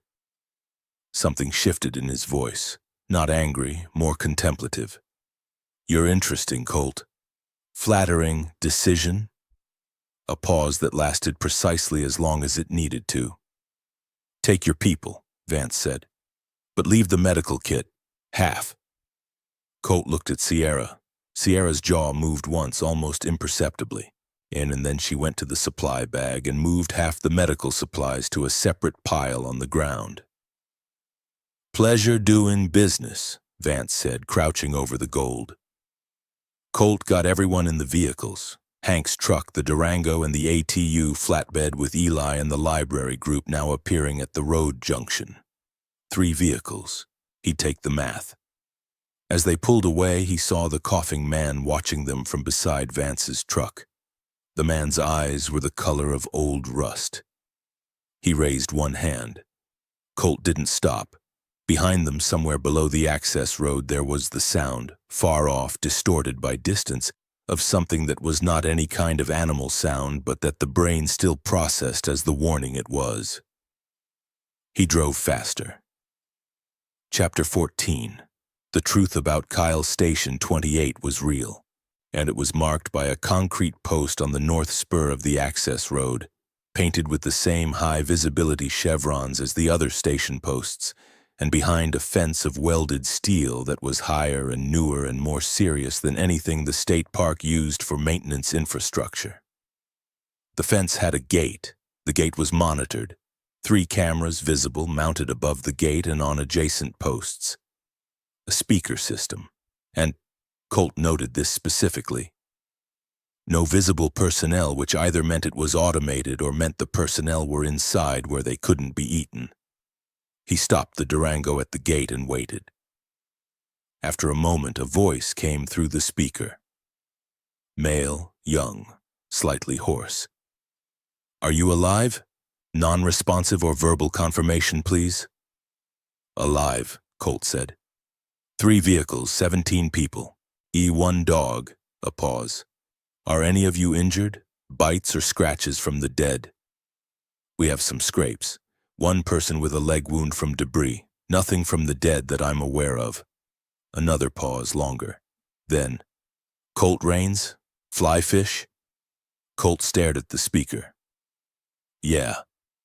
I'm Kyle Quinn. I'm K_signal. I'm on the other side of this fence. I'm very glad you're here. The gate opened. Nova Clear Biosciences Station 28 was not, in any way that mattered, a shelter. It was a research facility. 6 interconnected buildings behind a serious security perimeter, built into the side of the mountain over a period of years that the locals had apparently assumed was some kind of private luxury development. 1 building was a laboratory, 1 was a dormitory, 1 was a storage and power generation facility, 1 was a security operations center, 2 were administrative and clinical spaces. The dormitory was currently housing approximately 40 people. The facility's reduced staff, after whatever had happened here before Colt arrived, and they had been in lockdown mode for 12 days.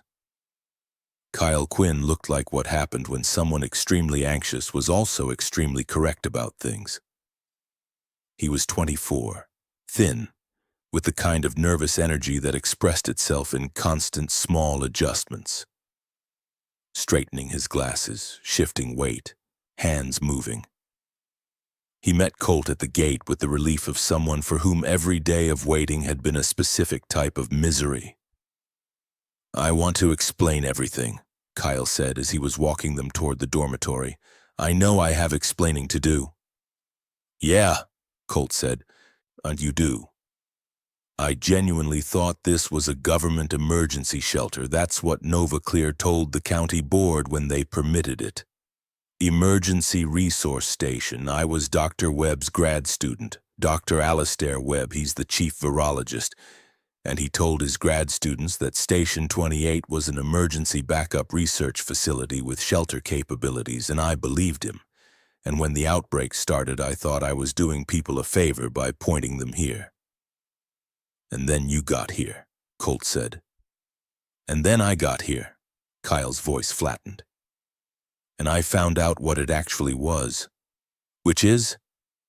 They were inside now in a corridor that was aggressively clean and lit and smelled like disinfectant, and something underneath the disinfectant that Colt's nose was filing away under concern. Doctor, Graves is the person you need to talk to, Kyle said. Dr. Nathan Graves. He's Nova Clear's lead vaccine researcher. He's the one who actually knows what happened. He's the one who has, or had, a solution. Had. He has it, but Dr. Webb doesn't want it used the way Dr. Graves wants to use it. They've been at an impasse. What kind of impasse? Kyle pushed open a door and Colt followed him into a clinical space where a man in his 50s was sitting at a workstation running numbers on a monitor, wearing the expression of someone who had been awake too long and had arrived at the specific compound state of exhausted and focused simultaneously. Dr. Nathan Graves looked up. You brought people, he said, not quite a question. I brought people, Kyle confirmed. Graves looked at Colt with the assessing look of a man trying to figure out what category he fit into. Then he said, How many people have you fought? The infected, up close. More than I'd like, Colt said. Graves nodded slowly. Then you're probably already exposed. Most people who've had direct contact are. He turned back to his screen. Welcome to Station 28, Mr. Rains. I'll explain what happened. And then I'm going to need your help because things here have gotten complicated. Define complicated, Colt said. Dr. Webb, Graves said, has arranged for a private extraction. He's going to leave with the research and sell it to people who don't have the public interest in mind. A silence. That's your boss, Colt said. That was my colleague, Graves said. For 40 years. He paused. I've been trying to stop him. I haven't been very successful alone." Colt looked at Kyle, who looked back with the expression of someone who had been carrying a terrible secret for too long and was extremely relieved to finally share the load. "Okay," Colt said. He pulled out a chair and sat down. "Tell me everything." Chapter 15. The Reckoning. The story, as Dr. Nathan Graves told it, took 3 hours and required 2 cups of terrible instant coffee and Colt's active suppression of the urge to interrupt several times with pointed questions. The short version: the X virus had been circulating for 4 years. It was bad. High mortality in vulnerable populations, persistent reservoir effects, essentially impossible to fully eradicate in a standard respiratory pathogen model. NovaClear had been working on a multivalent vaccine approach, and 2 of their primary researchers, Graves and Alastair Webb, had been the leads on what looked like a breakthrough. The breakthrough involved a modified viral particle they designated XP7, a therapeutic agent that, in lab conditions, appeared to neutralize the X virus's mechanisms in human respiratory cells. Every number was beautiful. Every trial went the way trials were supposed to go. The thing worked. Then it went clinical. The first patient, Graves said, was a 63-year-old man with a confirmed X virus infection. We administered the XP7 agent. Initial response was positive. The X virus symptoms resolved within hours. And then, Colt said, and then his body started doing something that was not in any of our data. At first we thought it was anaphylaxis, and then we thought it was a severe cytokine response. Then the patient died. And then Graves stopped. Then he came back, about 6 hours later. And the situation in the clinic very quickly became what you've been experiencing in the city. What went wrong? Colt said. A pause. That's what I've been trying to determine for 3 months. 3 months? Sierra, who had been listening from the doorway, stepped forward. This started 3 months ago. In controlled conditions, Graves said. Station 28 was built specifically for contained research on the XP7 problem.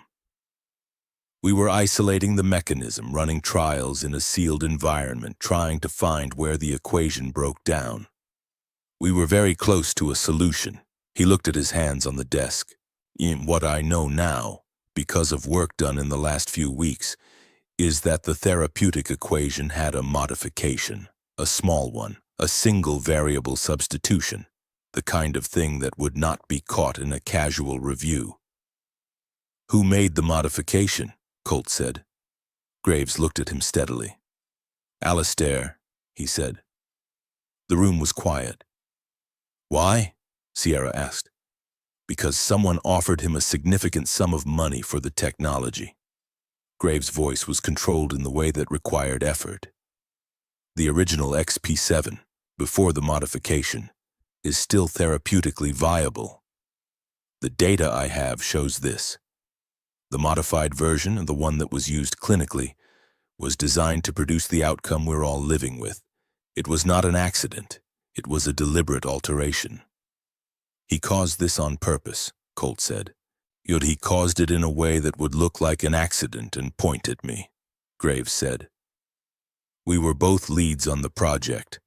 When things went wrong, when the government came looking, and they did briefly before the outbreak made that investigation impossible, the trail would lead to shared data and shared responsibility.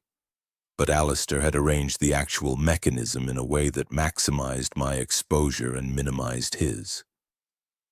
And now he's going to sell the real solution to whoever paid him to cause the problem in the first place, Colt said. That's my belief, yes. Colt sat with this for a moment. The taste of it was specific, not just anger, but the particular kind of tired that came with being in a situation that was bad because someone had made it bad, intentionally, for reasons that did not include any of the people who were going to suffer from it. Do you have the solution? He said. Graves reached under the desk and came up with a small metal case. He opened it, Inside, in a foam insert, was a single vial the size of his thumb, containing a liquid that was a pale, pale green, like mountain water. "I have a solution," he said. "I have one working sample and the complete data set on a drive. The sample is based on a very specific blood type. The research has led me to a person with Rh-negative blood whose immune response gave me the original breakthrough I needed.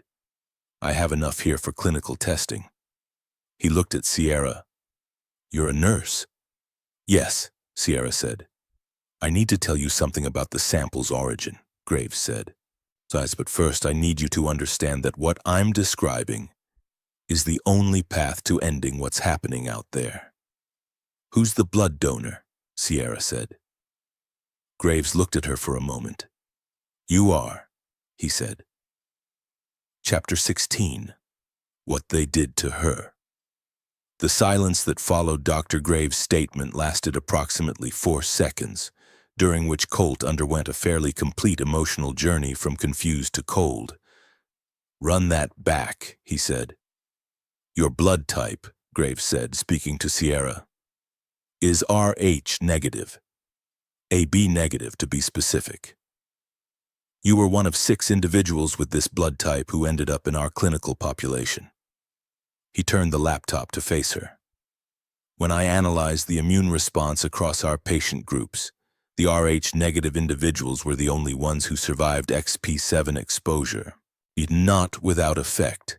There were neurological impacts, fever, periods of altered cognition. But their immune systems did not surrender to the virus the way all other blood types did." Sierra looked at the screen. Her face was doing the thing it did when she was absorbing medical information. Not emotional, just processing, like a sophisticated receiver doing a lot of work very quietly. "XP7 attaches to the D-antigen protein on red blood cell membranes," Graves said. "That's the mechanism by which it destroys cells and triggers the cascade that leads to system failure and reanimation. Rh-negative blood has no D-antigen. The virus has nothing to attach to. You become, in effect, a host who resists the primary mechanism of the disease." "So I'm immune," Sierra said. "You resist the standard pathway. You can still be significantly sick, yet you experience severe symptoms at Station 28. He glanced at Colt, who filed this away under things to ask about later. "But you recovered. Your blood tells us how to interfere with the attachment mechanism. The sample I have is a derived agent, a treatment, not a cure, based on synthesizing the resistance property from your immune profile." "Does it work?" Colt said. "The data suggests it should work on early-stage infection. Someone exposed but not yet fully converted." A pause. "Not on full reanimation. That process, once complete, we have not found a reversal for." Colt absorbed this. He thought about the Ridgeview Community Services building.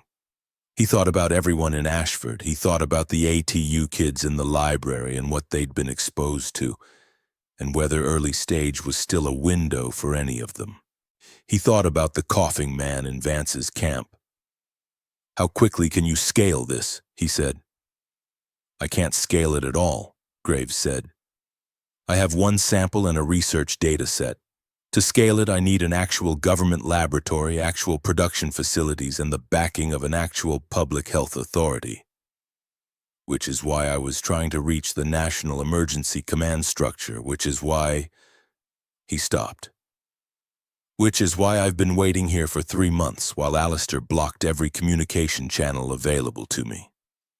Webb controls the comms in this facility. Webb controls the security infrastructure of this facility. It's his name on the original permits. The communications equipment is on a network I don't have admin access to. And the physical satellite links are in a building I need a key card for that Alistair has." A pause. "Had. Until Kyle made me a copy." Kyle, who had been sitting in the corner of the room doing the specific quiet thing of someone who had been working on a problem for a long time and was watching people catch up to the part he was already past, held up a key card. "I've been the cleaning crew here for 3 months, Kyle said. "You'd be amazed what access cleaning crew has."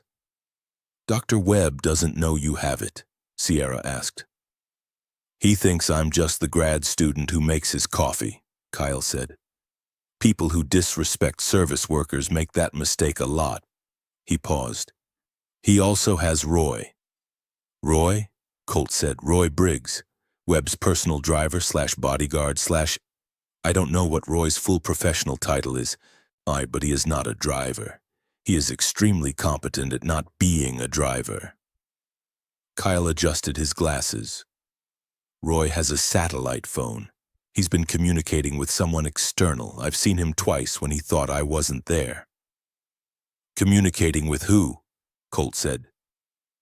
"I think," Kyle said carefully, "it's the same people who paid Webb to modify the XP7 equation in the first place." Colt looked at Graves. Graves' expression was the face of a 70-year-old man who had trusted someone for 40 years and had discovered at the end of those 40 years that the trust had been a liability.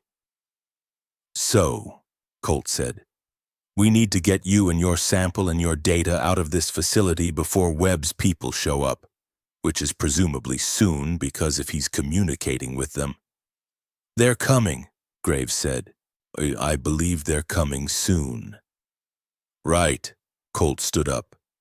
"So we need a plan." Chapter 17. The Escape. It was Kyle who found the gap in the fence on the facility's south side, a point where the electronic monitoring had a blind spot between 2 camera arcs that he'd been tracking for 2 weeks. It was Kyle who had mapped the maintenance tunnels that ran under 3 of the 6 buildings. It was Kyle who knew which 2 guards were Webb's loyalists and which 3 were Nova Clear facility security who might, under the right framing, side with their employer's public interest mission over their employer's private arrangements. In 3 months as cleaning staff, Kyle Quinn had built a better map of Station 28 than anyone who lived there. "I feel like I should apologize," Graves said at one point, "for not noticing." "People in authority never notice the people who keep the lights on," Kyle said without heat. "It's fine. It's actually useful." The plan was simple in structure and complicated in execution, which was the best kind of plan. They would move at 3 a.m. Graves, Kyle, and Colt through the maintenance tunnel to the south fence. Roy Briggs and Webb would need to not know about it until it was too late. The 3 facility security staff who were not Webb's people would be quietly informed at midnight and given the option to come. Sierra, Hank, and the ATU group would have the vehicles staged at the south fence by 2:45. The complicating factor was the sample and the data drive. Both were currently in the main laboratory building, which was in the north cluster, the opposite direction from the south fence, and getting to them required going through the primary security zone. "I'll get them," Graves said. "No," Kyle said. "You're the most recognizable person in this building, and Webb has people watching your quarters. I'll get them." "Kyle, Dr. Graves." Kyle looked at him over the rim of his glasses, and Colt saw something in the kid that he recognized. The specific resolve of someone who had been underestimated for long enough that the underestimation had become an asset. "In 36 hours, you've gone from being entirely alone in this to having 17 new allies, a functional escape plan, and 2 vehicles waiting at the fence. That didn't happen because of anything you did." A pause. "Let me do what I'm good at." Graves was quiet. He looked at Kyle with an expression that was working on itself. Then he nodded. "She'd be careful," he said. "I'm always careful," Kyle said. "I've been cleaning your lab for 3 months. Do you know how carefully you have to clean a biohazard space?" The 3 a.m. alarm didn't go off because of anything they did. It went off because Roy Briggs, who was apparently much better at his job than anyone wanted him to be, had been watching Kyle on a monitor that Kyle didn't know existed. A secondary system, a personal setup that Webb had installed in Roy's quarters as a redundancy. Roy had been watching Kyle access the lab at 2:18 a.m.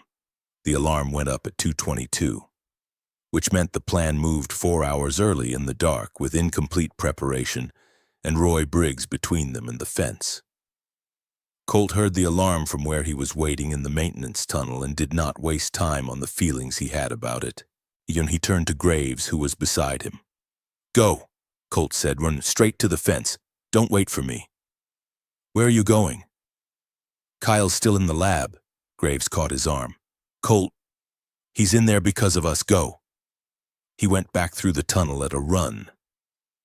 Kyle was in the primary lab corridor when Colt found him moving quickly and quietly with a small hard-sided case in one hand.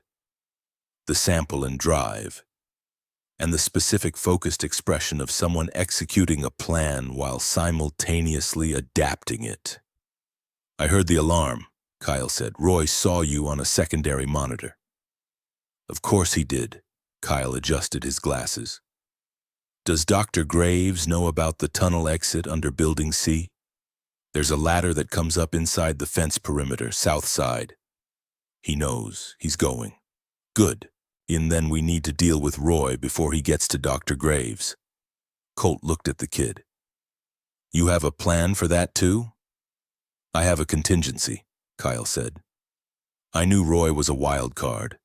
The question was always what his actual objective was. Protecting Webb or protecting the extraction. They're the same objective right now, but..." An alarm klaxon hit them both at the same time. Not the access alarm that had gone off at 2:22, but the full facility emergency system, the kind that woke everyone and turned on the red emergency lights and made the building feel like the inside of a fire engine. "That's Roy going to full response," Kyle said. "Which means he's already past us. Which means he's going for the vehicles." They ran. The south fence was chaos. Roy Briggs was there before them, already there, he moving with the controlled efficiency of someone who was very good at getting places and dealing with things when he arrived. He had Hank's keys. He had the gate opened. He was standing between the vehicles and the fence with a certainty that was not aggressive but was absolute. Hank was standing on the other side of the gate with his baseball bat in his hands, and they were at a standoff. Graves came out of the Building C hatch 20 feet away, saw the situation, and stopped. "Roy," he said. Roy turned. He looked at Graves with an expression Colt would later interpret as complicated loyalty. The specific conflict of a man who had spent a very long time being useful to two people whose interests had been aligned for a long time and were now not aligned at all. "Dr. Graves," Roy said, I need you to go back inside." "You know that's not going to happen," Graves said. "I know what you think this is," Roy said. "I've known Dr. Webb for a long time. He's not the person you're describing to these people." "Roy." Graves' voice was very steady. "Helen died in this facility. You were there. You know what happened to her." A silence. Colt watched Roy Briggs, who was watching Graves. Roy was somewhere around 60, built solid with the weathered composure of someone who had been in difficult situations in professional capacity before. He had a satellite phone in one hand and his other hand was at his side, loose. "He told me it was an accident," Roy said. "I know he did," Graves said. Another silence. "She was my wife," Graves said. "She was also the best virologist in this facility. And when she found what Alistair had done to the equation, he infected her.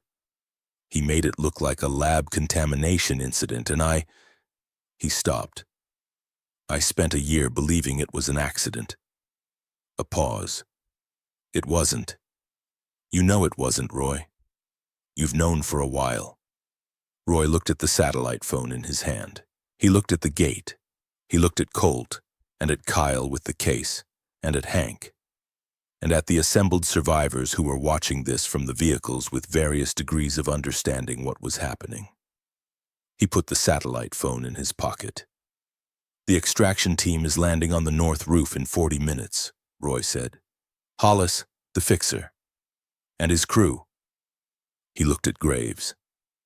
"If you're leaving, you need to be gone before then." "And Alistair?" Graves said. Roy was quiet. "I'll handle Alistair." Graves looked at him, and something passed between them that was the private language of people who had known each other for a long time in complicated circumstances. "Thank you, Roy," he said. "Go," Roy said. They went. Part 2. Mercer, Chapter 18. The road they drove through the night. 3 vehicles, the access road falling behind them, Ridgeback Mountain receding in the rearview mirror. Colt had a rough map of the Mercer City route. 40 miles east, 2-lane state highway for most of it, then the outskirts. The temporary National Command Coordination Center was supposed to be at the Mercer Municipal Complex on Park Boulevard. According to the emergency text, Graves had finally gotten out on Roy's satellite phone before they cleared the station. Supposed to be. "I want to be clear," Graves said from the passenger seat, yet as Ridgeview dropped out of the mirror, "that the information I'm working with is 6 weeks old." "Noted," Colt said. The government's contingency planning included Mercer as a primary command hub for the region. The assumption was that a major metropolitan center would not remain viable, and that adjacent population centers at lower density would become coordination nodes. Does contingency planning mean it definitely happened or it was supposed to happen? It was the plan. "Noted," Colt said again in a different register. Sierra, who was in the back seat cataloging the medical kit with the professional focus of someone who processed anxiety through productive action, said, "Mercer had a low case count when the shelter-in-place went statewide. It's a small city. It might actually have held." "Might," Diane said, eat from the back corner. She had one arm around Ranger, who had accepted the situation with the equanimity of a very good boy. "Might is a useful word right now," Hank said on the walkie. His voice was steady in the way it was when he was choosing to be steady. "It's above probably not and below definitely. It's the right level of optimism for the current circumstances." "Thank you, Hank," Sierra said. "I've been in survival situations before," Hank said. "Not this survival situation, but situations with a similar emotional structure. The key is—" "What survival situations?" Colt said. A pause. "Hurricane Ike, 2008. The hurricane. It was significant." Colt made a face. He kept driving. The highway was better than Ashford's streets had been. The rural stretches were mostly clear, punctuated by clusters of abandoned vehicles at the gas stations and rest stops. They passed 3 separate military vehicles pulled off on the shoulder, all dark, all empty. Once, far off to the north, he saw headlights moving in the direction of the mountain. A convoy of some kind, he thought. Maybe guard, maybe not. He filed this under things that might matter later and kept going.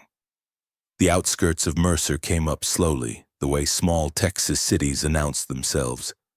A water tower, a grain elevator, a series of industrial buildings with logos he didn't recognize, a Dairy Queen.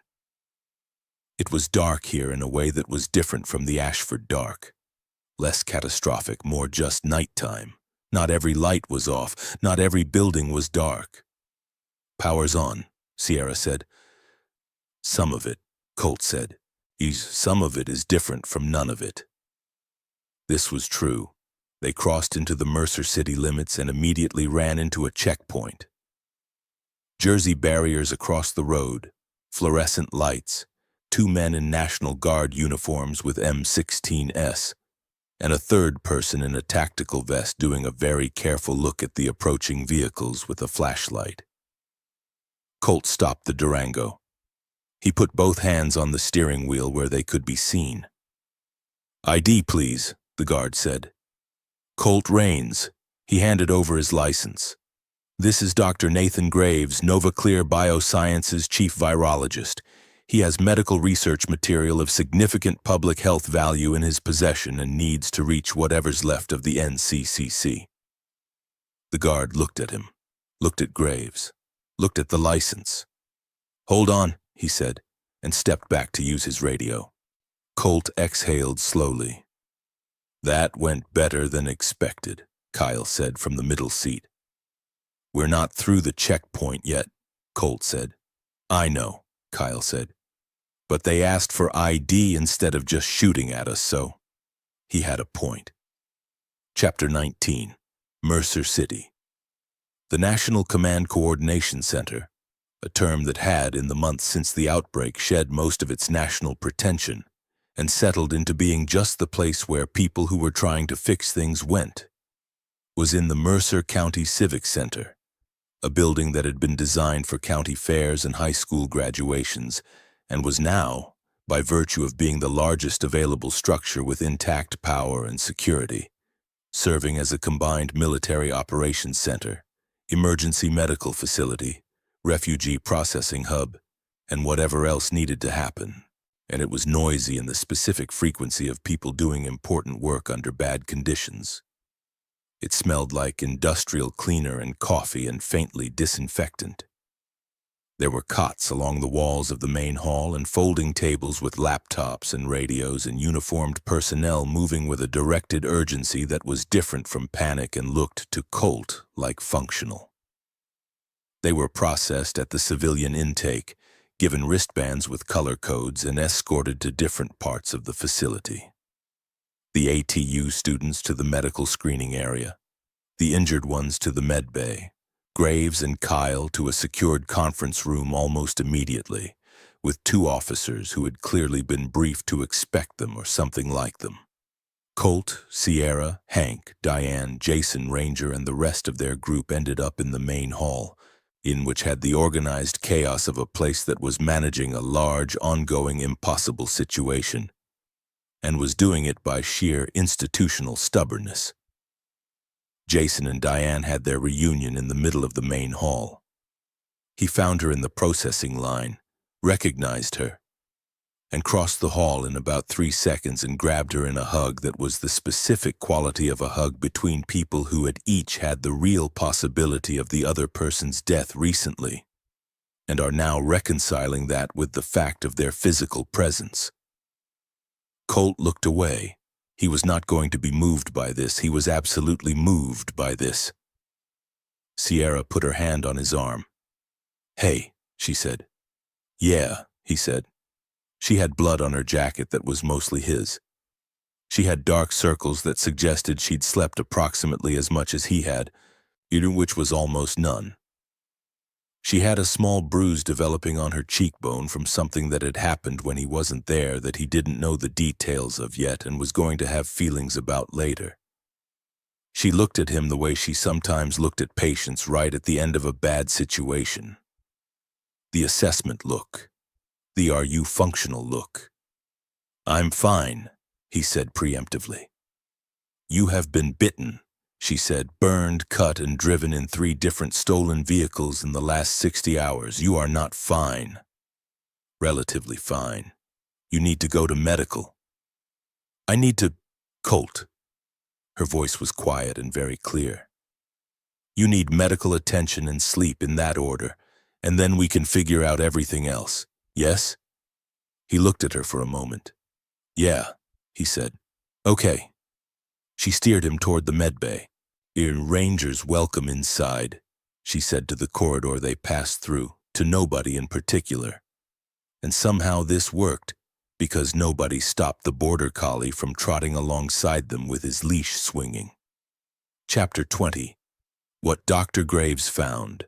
The next 72 hours were the bureaucratic and scientific sprint that resulted from putting a brilliant methodical virologist with 3 months of isolated research in the same room as a government laboratory, a working supply chain, and people who were desperate enough to believe that answers existed and smart enough to use them when they appeared.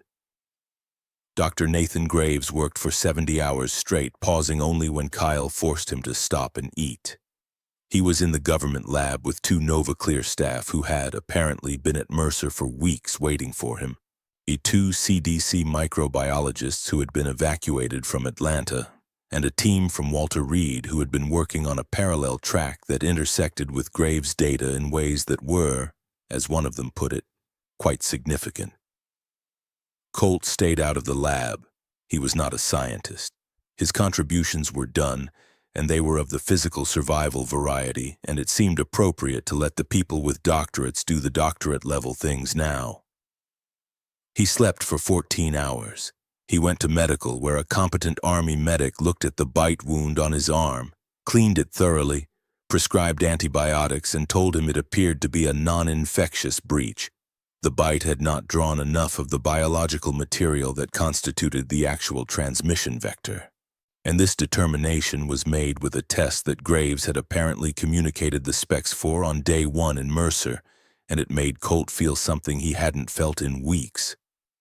He felt something like, okay, not safe, not done, but okay. He was in the civilian eating area, sitting with Hank and a cup of coffee that was both terrible and wonderful, when Kyle came to find him. "Dr. Graves wants to talk to you," Kyle said. "Both of you." "Good news or complicated news?" Hank said. "Complicated news that I think is structurally good news," Kyle said. "He can explain it better than I can." Graves looked 5 years older than he had at Station 28, but his eyes were clearer. "The B1 treatment works," he said without preamble. "You know, on early stage exposure, within 6 hours of significant viral load contact. It interrupts the attachment mechanism. We've confirmed this on 2 cases here in the last 48 hours using the data set. The treatment requires synthesis at scale, which we can begin here and distribute through the NCC network. What about people who are already past the 6-hour window?" Colt said. Graves was quiet for a moment. "That's where we're still working. I have a hypothesis, but it's a hypothesis. I need more time and a different research track." A pause. "What I can tell you is that the B1 treatment at scale prevents new cases. It doesn't solve the existing ones, but it creates a containable boundary." "Which means it starts to end," Hank said. "Which means it starts to end," Graves agreed. "Slowly, over time, with a lot of work." But yes." He looked at Colt. "I need to also tell you something about Sierra," he said. Colt went still. "She's fine," Graves said quickly. "She's healthy, she's well, but her blood type makes her uniquely valuable to the ongoing research.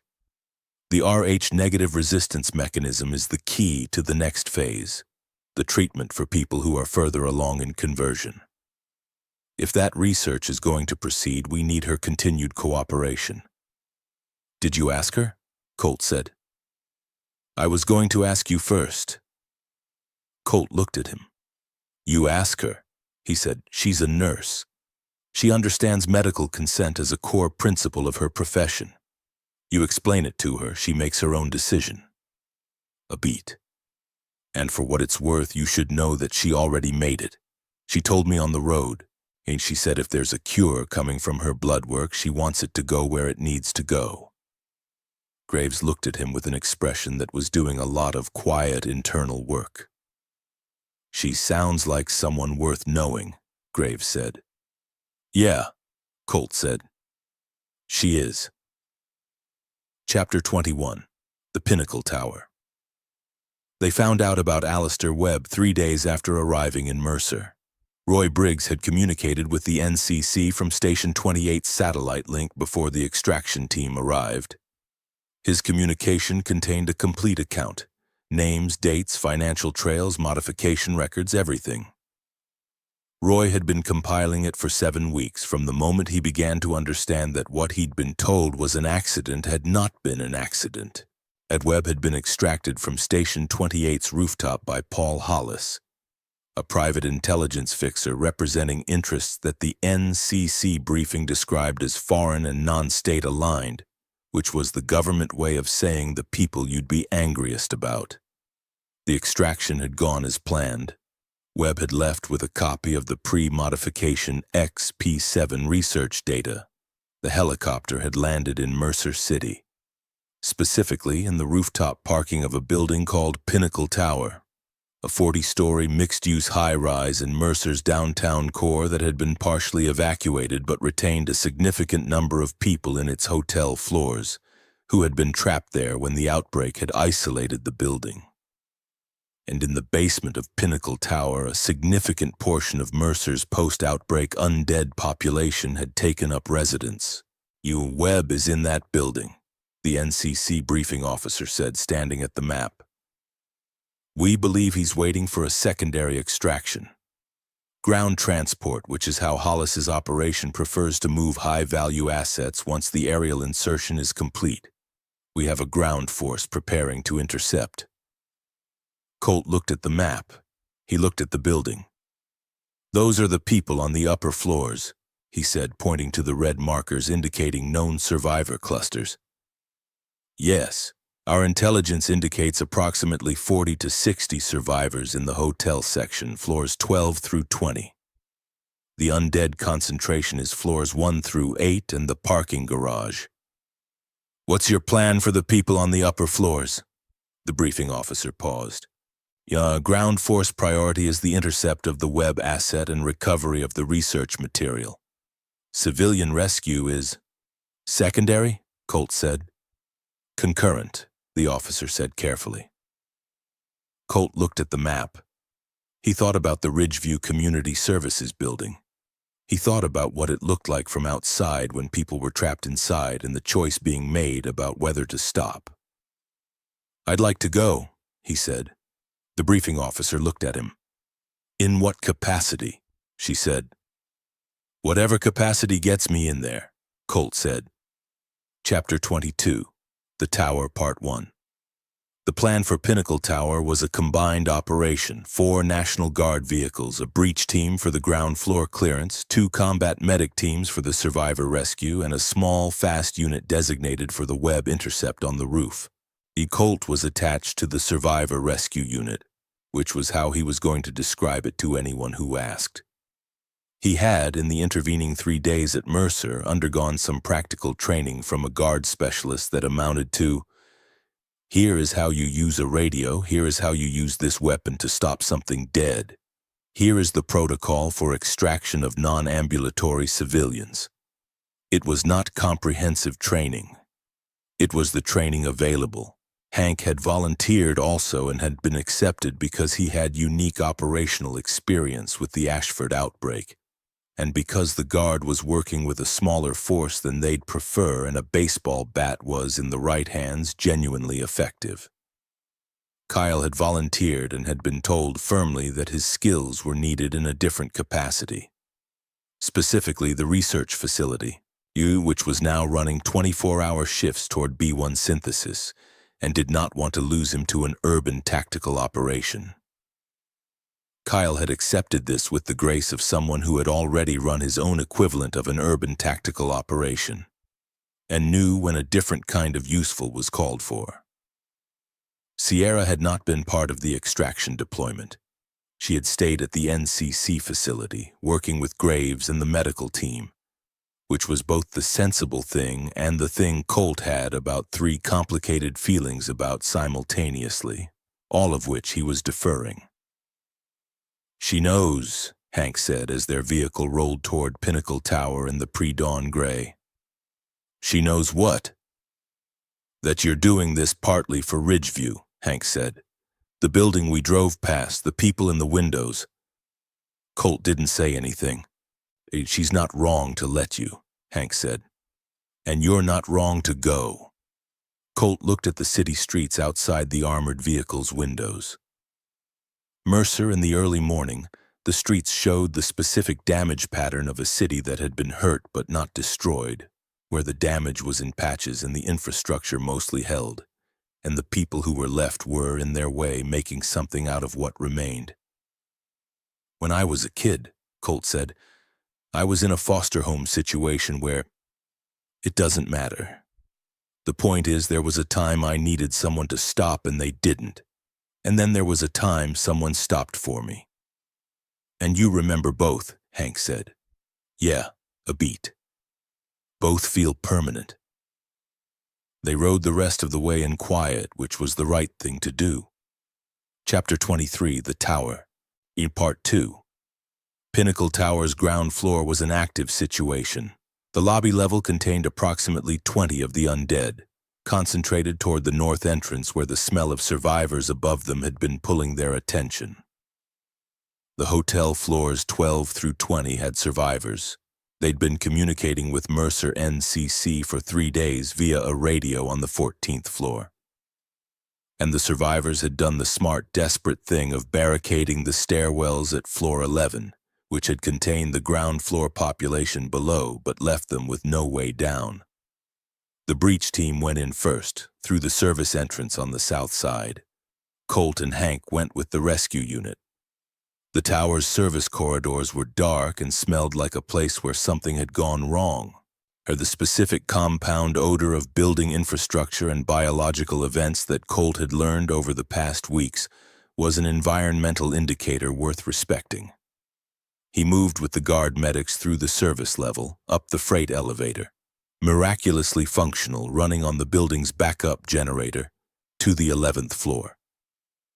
The barricade was 3 refrigerators, a vending machine, 2 filing cabinets, and what appeared to be an entire bathroom vanity, arranged with the specific engineering of people who had been motivated by the right level of fear and the wrong level of resources. It was, objectively, a pretty good barricade. "Can you hear me?" Colt said from the far side. "Guard rescue team, we're on your side?" Silence. Then, "How many of you?" 6 in the immediate team. "Ground floor is being cleared. You're going to be able to come down." A pause. The sound of something heavy being moved. The barricade opened by one cabinet. The face that appeared in the gap was a young woman, early 20s, with the specific exhaustion of someone who has been awake and afraid for too long. She looked at Colt's guard escort, at Colt himself, at Hank with his bat. "You came," she said. "We came," Colt said. There were 38 people on the hotel floors, 3 children, 1 infant, 1 elderly man who'd been on vacation when the outbreak started, and was there with his wife who had, 48 hours ago, stopped being there with him in the way that mattered. 2 National Guard soldiers who had been trapped when responding to a call in the building and had coordinated with the survivors since. By 1 woman who had broken her wrist on day 2 and had set it herself with a curtain rod and an impressive stoicism. And 1 young man in a hotel uniform who had been working his first week on the job as a front desk associate when everything went sideways, and who had somehow ended up as the de facto coordinator of the whole group, running food distribution and communication schedules with the systematic calm of someone who had been underestimated their whole life. His name was James. Colt looked at James and thought about Kyle. He thought about the way competence distributed itself without caring about titles. "Good work," Colt told him. "Seriously." James looked slightly stunned by this. We kept going," he said. "Yeah," Colt said, "and that's all it takes." The roof operation was a different story. The web intercept was handled by the guard unit, not by Colt. He heard it the way you heard things happening in adjacent parts of a building. Reverberant, partial, conveyed through structure and air. 2 sharp reports from the upper floors, a period of radio chatter, a period of silence. Then the guard commander's voice on the channel. "Webb is in custody. Research materials secured. Hollis is down." 2 additional security personnel in custody. And quieter, in the background of the channel, an old man's voice saying something in the specific tone of someone reading from a long-prepared statement. "That's Dr. Webb," one of the guard medics near Colt said. "What's he saying?" The medic listened to the radio. "He says the modification was minor. He says the agent was always going to be used therapeutically. And he says the catastrophic outcome was..." A pause. "He says it was not the intended outcome." "What does Graves say about that?" Colt said. "Graves says the modification was an A to V substitution in the 4th stage binding equation, and that anyone who claims the catastrophic outcome was unintended while making that specific substitution is lying." The medic paused. "That's a direct quote." "Good enough," Colt said. He went back to the survivors. Chapter 24. Sierra's Story. Some things happened while Colt was in the mountain. These are them. When the research team at Station 28 had taken Sierra's blood sample, their third from her, after the initial intake and the secondary protocol screening, they had told her it was routine. When the 4th sample had come 2 days later, she'd asked why. The answer, aid from a lab technician who was clearly reading from a script, was, "Dr. Webb's research protocol requires extensive baseline data for new subjects." Sierra had said, "New subjects for what?" The technician had said, "For the ongoing research project." Sierra had said, "What am I a subject in?" The technician had left. She had spent the next hour in her room, clean, well appointed by institutional standards, with a window that painted the inside of the fence rather than the outside, thinking about what she knew. She was Rh negative. She'd been blood typed in nursing school and had found it interesting and then mostly forgotten it. She was at a biological research facility that was doing research on the XP7 outbreak. She had been experiencing unusual symptoms: the fever, the cognitive fog, and the nightmares that she'd attributed to stress. For 2 days since the intake. She'd done enough medical training to run a differential. She'd come to the conclusion that she'd been deliberately exposed, not to kill her, to document her response. Someone had read her blood type in the intake screening, recognized its significance, and decided, without her consent, without her knowledge, that her immune system was research data. She'd found Kyle that night in the corridor. She hadn't known he was K_signal. She'd just known he was the person who made himself invisible and clearly understood things. "They exposed you," he'd said after she explained. Not a question. "I think so." "Dr. Graves didn't know," Kyle said. "I can tell you that. Doctor. A Graves would not have approved this." "Who approved it?" Kyle had looked at her for a moment. "I'm going to tell you something about this facility," he said. "And then I'm going to need your help with a problem I've been trying to solve for 3 months." She'd spent the rest of the night learning everything Kyle knew. She'd been at Webb's disposal for another 8 days while she waited, pretending to comply, cooperating with the blood draws, using her nursing training to give them exactly what they were sampling without giving them any information about what she actually knew or thought. When Colt had arrived, she'd been waiting for exactly the moment Kyle described: the gap, the exit, the out. When they'd had her on the roof, hands bound, and the man called Webb had used her as leverage against Colt, she'd thought, "There it is. I'd right on schedule." She'd also thought, "He's going to do something stupid and probably effective. He always does." She'd been correct. Chapter 25. What Graves Needed. 3 weeks after Mercer, the B1 synthesis was running. The first production batches had been distributed to 7 regional treatment centers. The transmission rate was falling. The CDC, or what remained of it, the people and systems and institutional memory that had survived and reconvened, was publishing protocols. The situation was not over. It was not going to be over for a long time, but it had a shape now, and the shape had an edge, and the edge was being worked. Dr. Nathan Graves came to find Colt on a Tuesday afternoon in the civilian housing wing where Colt had been assigned a room that was aggressively ordinary in the best possible way.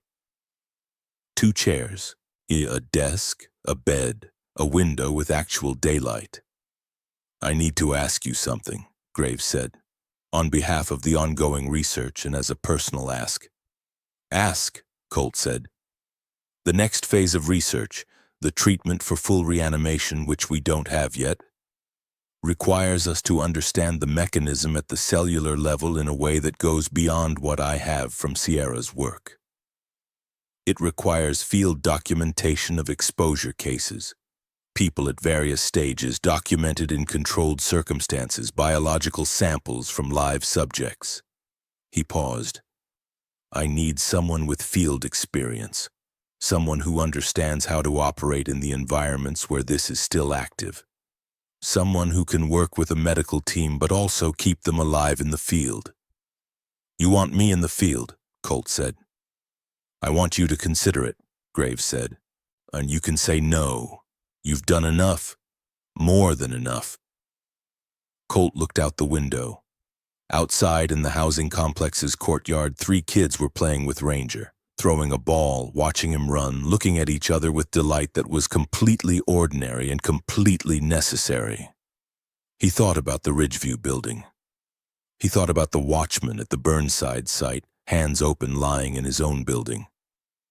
He thought about the 15 people in Hank's truck with no plan, and about Eli Park driving a flatbed through zombie territory, and about Marcus Webb with a bad leg who'd pushed through because the alternative was worse, and about Jason who'd made it, and about Diane who hadn't. Not the second part, his brain supplied, and then he let it. And about all the people who were still out there in all the buildings and all the streets who needed the situation to get better and weren't going to be able to wait forever. "Yeah," he said. "I'll do it." Graves nodded. He turned to go. "Dr. Graves," Colt said. Graves paused. "Dr. Webb." When he said the catastrophic outcome was unintended, Colt looked at his hands. "Do you believe him? Any part of it?" Graves was quiet for a long moment. "I believe," he said finally, that Alistair genuinely did not fully understand the consequences of what he was doing. Not because he wasn't intelligent, he was brilliant, but because he'd made the decision, and once you make the decision, you stop fully processing the downstream effects. A pause. People are very good at not fully processing the downstream effects. "Is that forgiveness?" Colt said. "It's explanation," Graves said. "Those are different things." He left. Colt sat with the window and the kids and the dog for a while. Chapter 26. What Roy was. Roy Briggs had been, before joining Nova Clear's security operations, a former Department of Defense analyst specializing in biological security threat assessment. He'd left the government after 23 years, ostensibly for private sector compensation.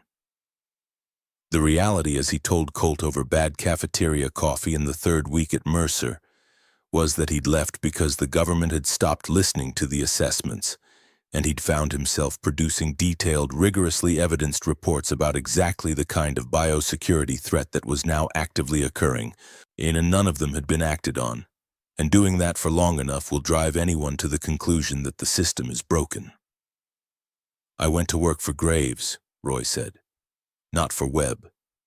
But they were a package deal at Nova Clear. And I rationalized it because Graves was the real thing, the kind of scientist who could actually solve problems." "And when did you start suspecting Webb?" Colt said. "When Helen died," Roy said. "I'd been with them 15 years. I knew what a lab contamination incident looked like. I knew what Helen looked like the last time I saw her before the incident. She was not careless. She was not distracted. She was exactly who she always was. And then she was dead in a way that I could not make fit my understanding of lab contamination incidents. You compiled evidence for 7 weeks, Colt said. I compiled evidence for 3 months, Roy said. Starting the week after Helen died. I just needed an external contact to send it to. He looked at his coffee cup. When the outbreak hit Ashford and then spread, and Alistair started making arrangements I recognized as extraction preparation. Arrangements that did not include Graves, did not include the sample, did not include the public interest. I knew it was time. Why didn't you go to Graves directly? Because Webb had the facility locked down. Because any approach to Graves was monitored. Because he stopped. Because I'd spent 3 months watching and I didn't fully trust myself to act instead of observe. Analysts observe. It's a professional reflex. Kyle acted, Colt said. Kyle is 24 and doesn't have a professional reflex yet, Roy said. He just has instinct. A pause. I envy him that. Colt looked at Roy, this 60-year-old man who had built a careful, disciplined life around observing threats and documenting them, and had spent 3 months watching the worst one unfold from inside the building where it started. You acted, Colt said, and when it mattered. When you gave me a reason to, Roy said. I gave you information, Colt said. You made the call.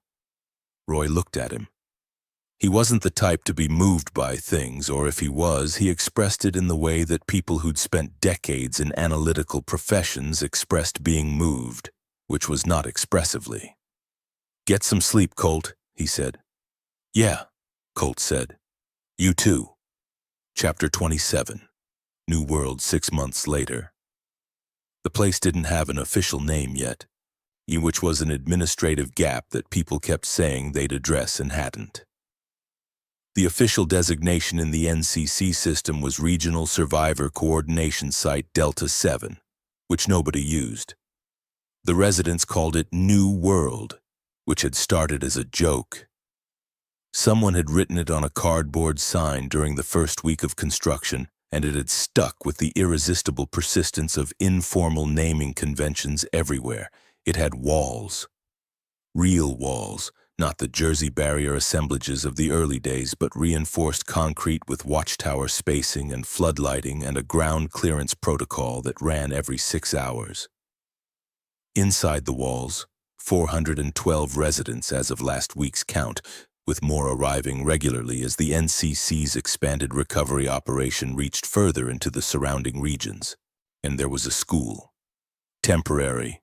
In a repurposed warehouse, actual teachers, including one Professor Owen Bale of Ashford Technical University, who had, in the months since his library stand, committed to education with the fervor of someone who had decided that the most revolutionary thing available to him was a classroom. There was a medical facility. There was a food production initiative in the greenhouse structures that had gone from optimistic sketches to actual food in about 6 months because people motivated by hunger work fast. Eli Park was driving supply runs. Eli had turned out to be the kind of person who was most useful when moving, who processed hard situations best in motion, and who had a natural facility for logistics that had emerged, like Roy's analyst instincts, from somewhere in his background. James, the hotel front desk associate from Pinnacle Tower, had become, without anyone officially deciding this, the civilian coordinator of New World's daily operations. He ran the resource distribution schedule, mediated disputes, kept the water management system from collapsing twice. He had the specific authority of someone who had earned trust before anyone was looking and therefore had it unconditionally. Kyle was in the lab. Kyle was always in the lab. He had become, in the months since, Graves' actual student.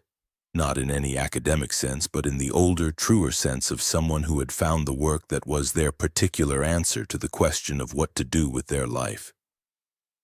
He was synthesizing B1 and running tests on the second stage research and writing everything down with the meticulous care of someone who understood, Even at 24, that documentation was how knowledge survived. Hank ran the security patrol. He did this with the specific satisfaction of someone whose preparation had turned out to be not just justified, but essential, and who had spent years being slightly embarrassed about the depth of his emergency prep, and was now running one of the most functional security operations in the region. Old Bertha was still in service. The cast-iron skillet had become a point of communal legend. He had also, somewhere in the chaos, become something between an uncle and a father figure to Jason Calloway, who was 20 years old and had lost his mother and was doing what 20-year-olds did with that, which was finding something to build and building it. And it helped to have someone who would eat breakfast with you and not ask how you were doing every morning.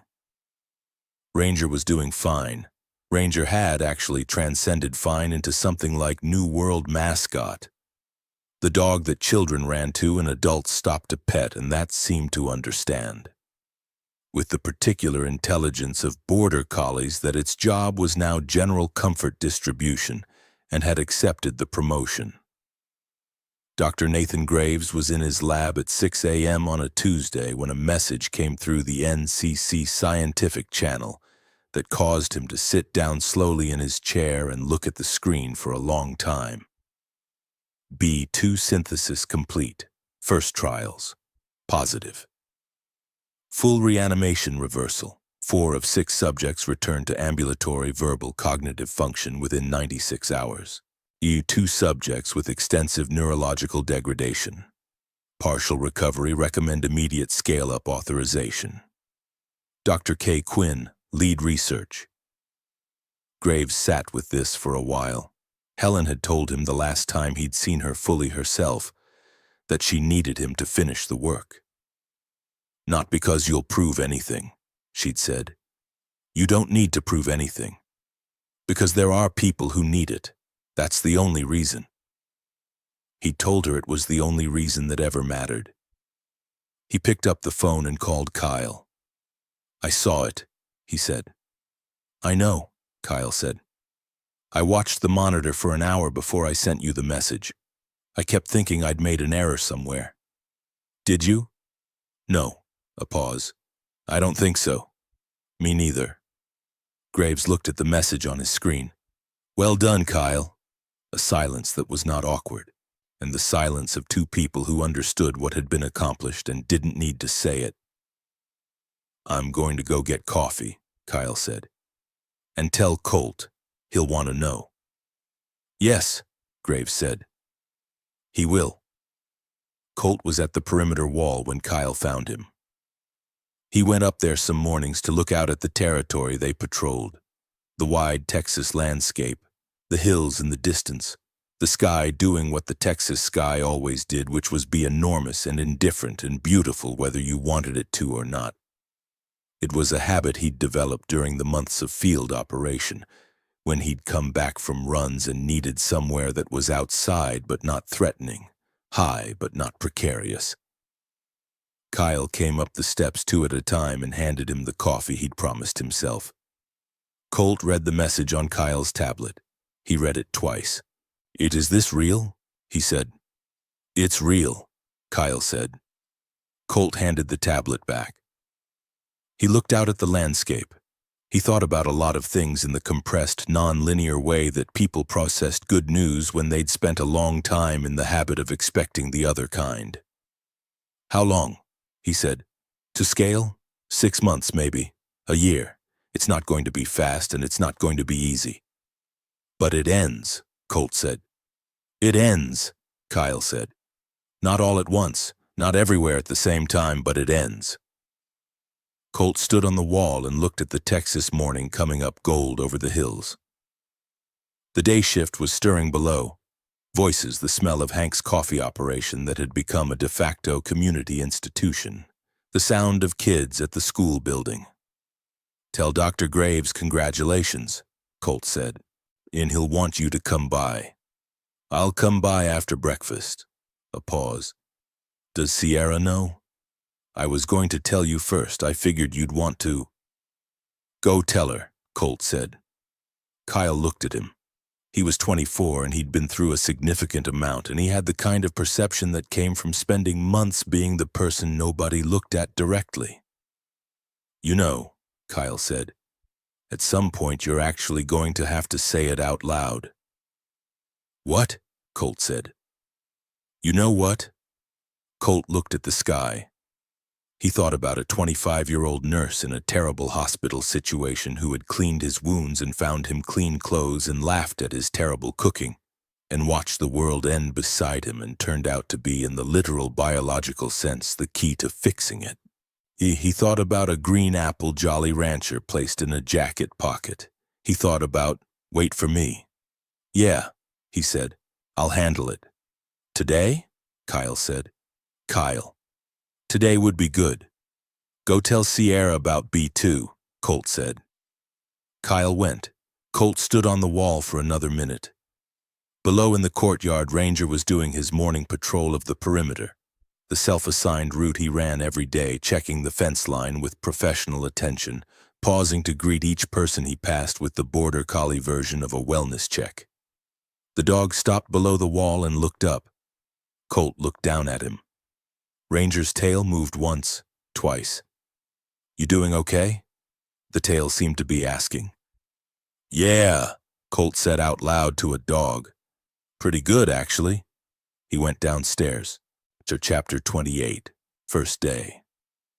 3 months after the B2 announcement, Sierra Vale was reviewing intake assessments in the medical wing when Colt knocked on the doorframe because she had a policy about unannounced visitors and he'd learned to respect it. She looked up. He was holding 2 bowls. "I made dinner," he said. She looked at the bowls. She looked at him. "You made actual dinner," she said. "Don't sound surprised." "I'm not surprised, I'm pleasantly skeptical." She set down her clipboard. "What is it?" "Smoked sausage rice cooker situation. The good kind. I found actual smoked andouille from the supply run Eli did last week." He brought both bowls in and set one on her desk. "And I want to say something." She looked at him. She'd developed over the months, and a very particular look for when Colt was about to do something sincere, which he was not naturally inclined toward, but which he'd been improving at. The look was about 60% warmth and 40% braced for something emotionally awkward. "I've been meaning to say it for a while," he said. "I kept finding reasons not to." "What reasons?" "There was always something else going on," he said. "And I don't know. I wanted to say it when there wasn't something else going on." She looked at him for a moment. "Is there something else going on right now?" she asked. "Eli had a close call on a run yesterday. Kyle's B2 Trial 6 had a partial regression they're looking at. Hank thinks the south perimeter lighting needs upgrading. Lead Ranger ate something he shouldn't have and is fine but required veterinary attention." "So yes," she said, "things are happening." "Things are always happening," Colt said. "I think that's just what it is. There's no clear moment. There's just the moment you decide to say the thing." Sierra looked at him. She picked up her bowl. "Then say it," she said. He did. It wasn't long. He wasn't a long-form person. But it was accurate, and it was true, and it covered the specific ground that it needed to cover. The hospital, the parking lot during the lockdown, driving toward a fire, running through streets that had stopped being safe, a dog on a leash as a moral anchor, and a Jolly Rancher as a placeholder for everything he hadn't said yet. When he stopped talking, Sierra was looking at her rice. "That's a lot," she said. Yeah," he said, "sorry." "Don't apologize for it." She looked up. "I've been waiting for you to say it." "How long?" She tilted her head like she was doing math. "Give or take, about 5 months." "Why didn't you say it?" he said. She raised an eyebrow. "Because you had a process," she said. "You were doing a thing where you needed to get there yourself. I could see it happening. It would have been wrong to rush it. You watched me take 5 months to say I'm in love with you." "I've watched you do a lot of things the long way around," she said. "You always get there." He looked at her. "Is that a yes?" he said. "To which part?" she said. "All of it." She handed him his bowl. "Eat your dinner," she said. "Yes to all of it. Eat." He ate. Outside, through the window, New World was doing what it did in the evenings. The compound settling into its rhythms. Lights going on in the residential buildings. The smell of Hank's late-night coffee operation starting up for the night patrol. Ranger doing his rounds and collecting affection from anyone sitting outside. From here, through the window, it looked like something that might hold. Epilogue: Alistair Webb. Webb was tried in a reconstituted federal process that took 11 months and generated enough documentation to fill a research library. He was 71 years old at the time of his sentencing, and he had, by then, the particular quality of a man who had spent a long time being right about many things, and had allowed that quality to insulate him from the one thing he'd been catastrophically wrong about. His defense team argued for diminished culpability. The prosecution cited a modification that could not be explained by accident to anyone who spent 15 minutes understanding the biology. The verdict was what the evidence supported. He never fully explained to anyone's satisfaction why. The financial motive was documented, but the deeper mechanism, the part of himself that had decided the world's people were an acceptable casualty in an equation whose terms only he fully controlled, that part remained his own. Graves visited him twice in custody. On the second visit, Webb looked at him across the table and said, "You know the research was always going to work. If it had gone right." "It didn't," Graves said. "No," Webb said, "it didn't." That was the last conversation they had. Roy Briggs Roy stayed at New World for 4 months, consulting on security infrastructure, then took a position with the NCC's External Operations Division. He communicated with Colt periodically, brief factual messages with occasional dry observations about bureaucratic processes. One message, 6 months after he left. "Your fence lighting in the south quadrant has a dead spot between cameras 3 and 5, 3 degrees of arc. Fix it before someone figures it out." Colt went and checked. Roy was right, he fixed it. Eli, Kyle, Jason, Hank. Eli kept running. He mapped 200 miles of viable transit routes through the surrounding region and trained 12 drivers who kept those routes active. He had, by all accounts, the metabolism and risk tolerance of someone who was built for this exact period of history. Kyle published. In the reconstituted academic infrastructure, which was patchwork and digital and not quite what it had been but functional, he published the B1 and B2 research findings under co-authorship with Graves. He was offered faculty positions at 3 institutions that were still operational. He took none of them. He stayed in the lab. Jason Calloway enrolled in the engineering program at the reconstituted ATU satellite campus at Mercer.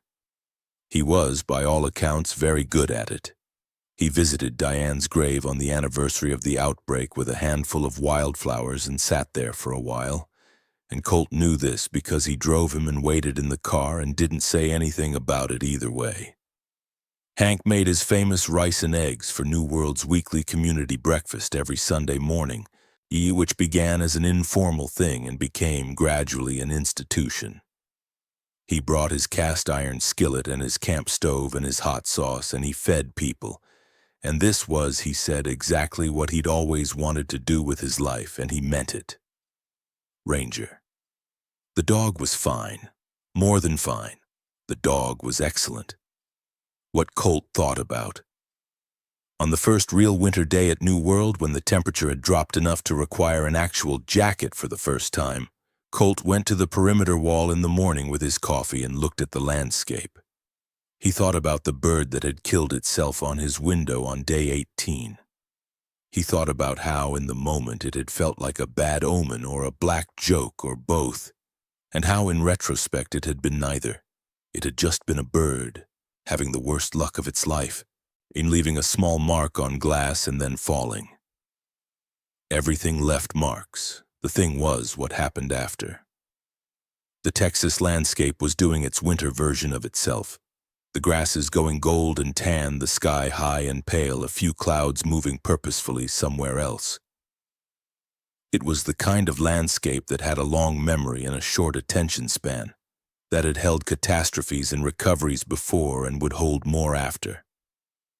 He thought about Sierra, who would be up in another 30 minutes and who would want coffee and who would have, by then, 3 new intake assessments to run and 2 follow-up cases from the ongoing B2 trials and 1 medical training session she was running for the community health aides she'd started building in the last month. He thought about a lot of things. He was going to keep thinking about them for a long time. That was, he'd decided, fine. The thinking was how you made sure the marks you'd left were the ones you meant to leave. He drank his coffee. Below, Ranger appeared at the base of the wall, looked up, and waited with the patient expectation of a dog who had decided that his person's morning routines were part of the patrol schedule and took this responsibility seriously. Okay, Colt said, let's go. He went down the steps. Ranger fell into step beside him. They made their rounds. End. The way I figure it, the world doesn't end, it just changes management. Hank Gutierrez, New World Community Breakfast, Month 7, Dead Frequency. All characters and locations are fictional. Any resemblance to actual events is the author's problem.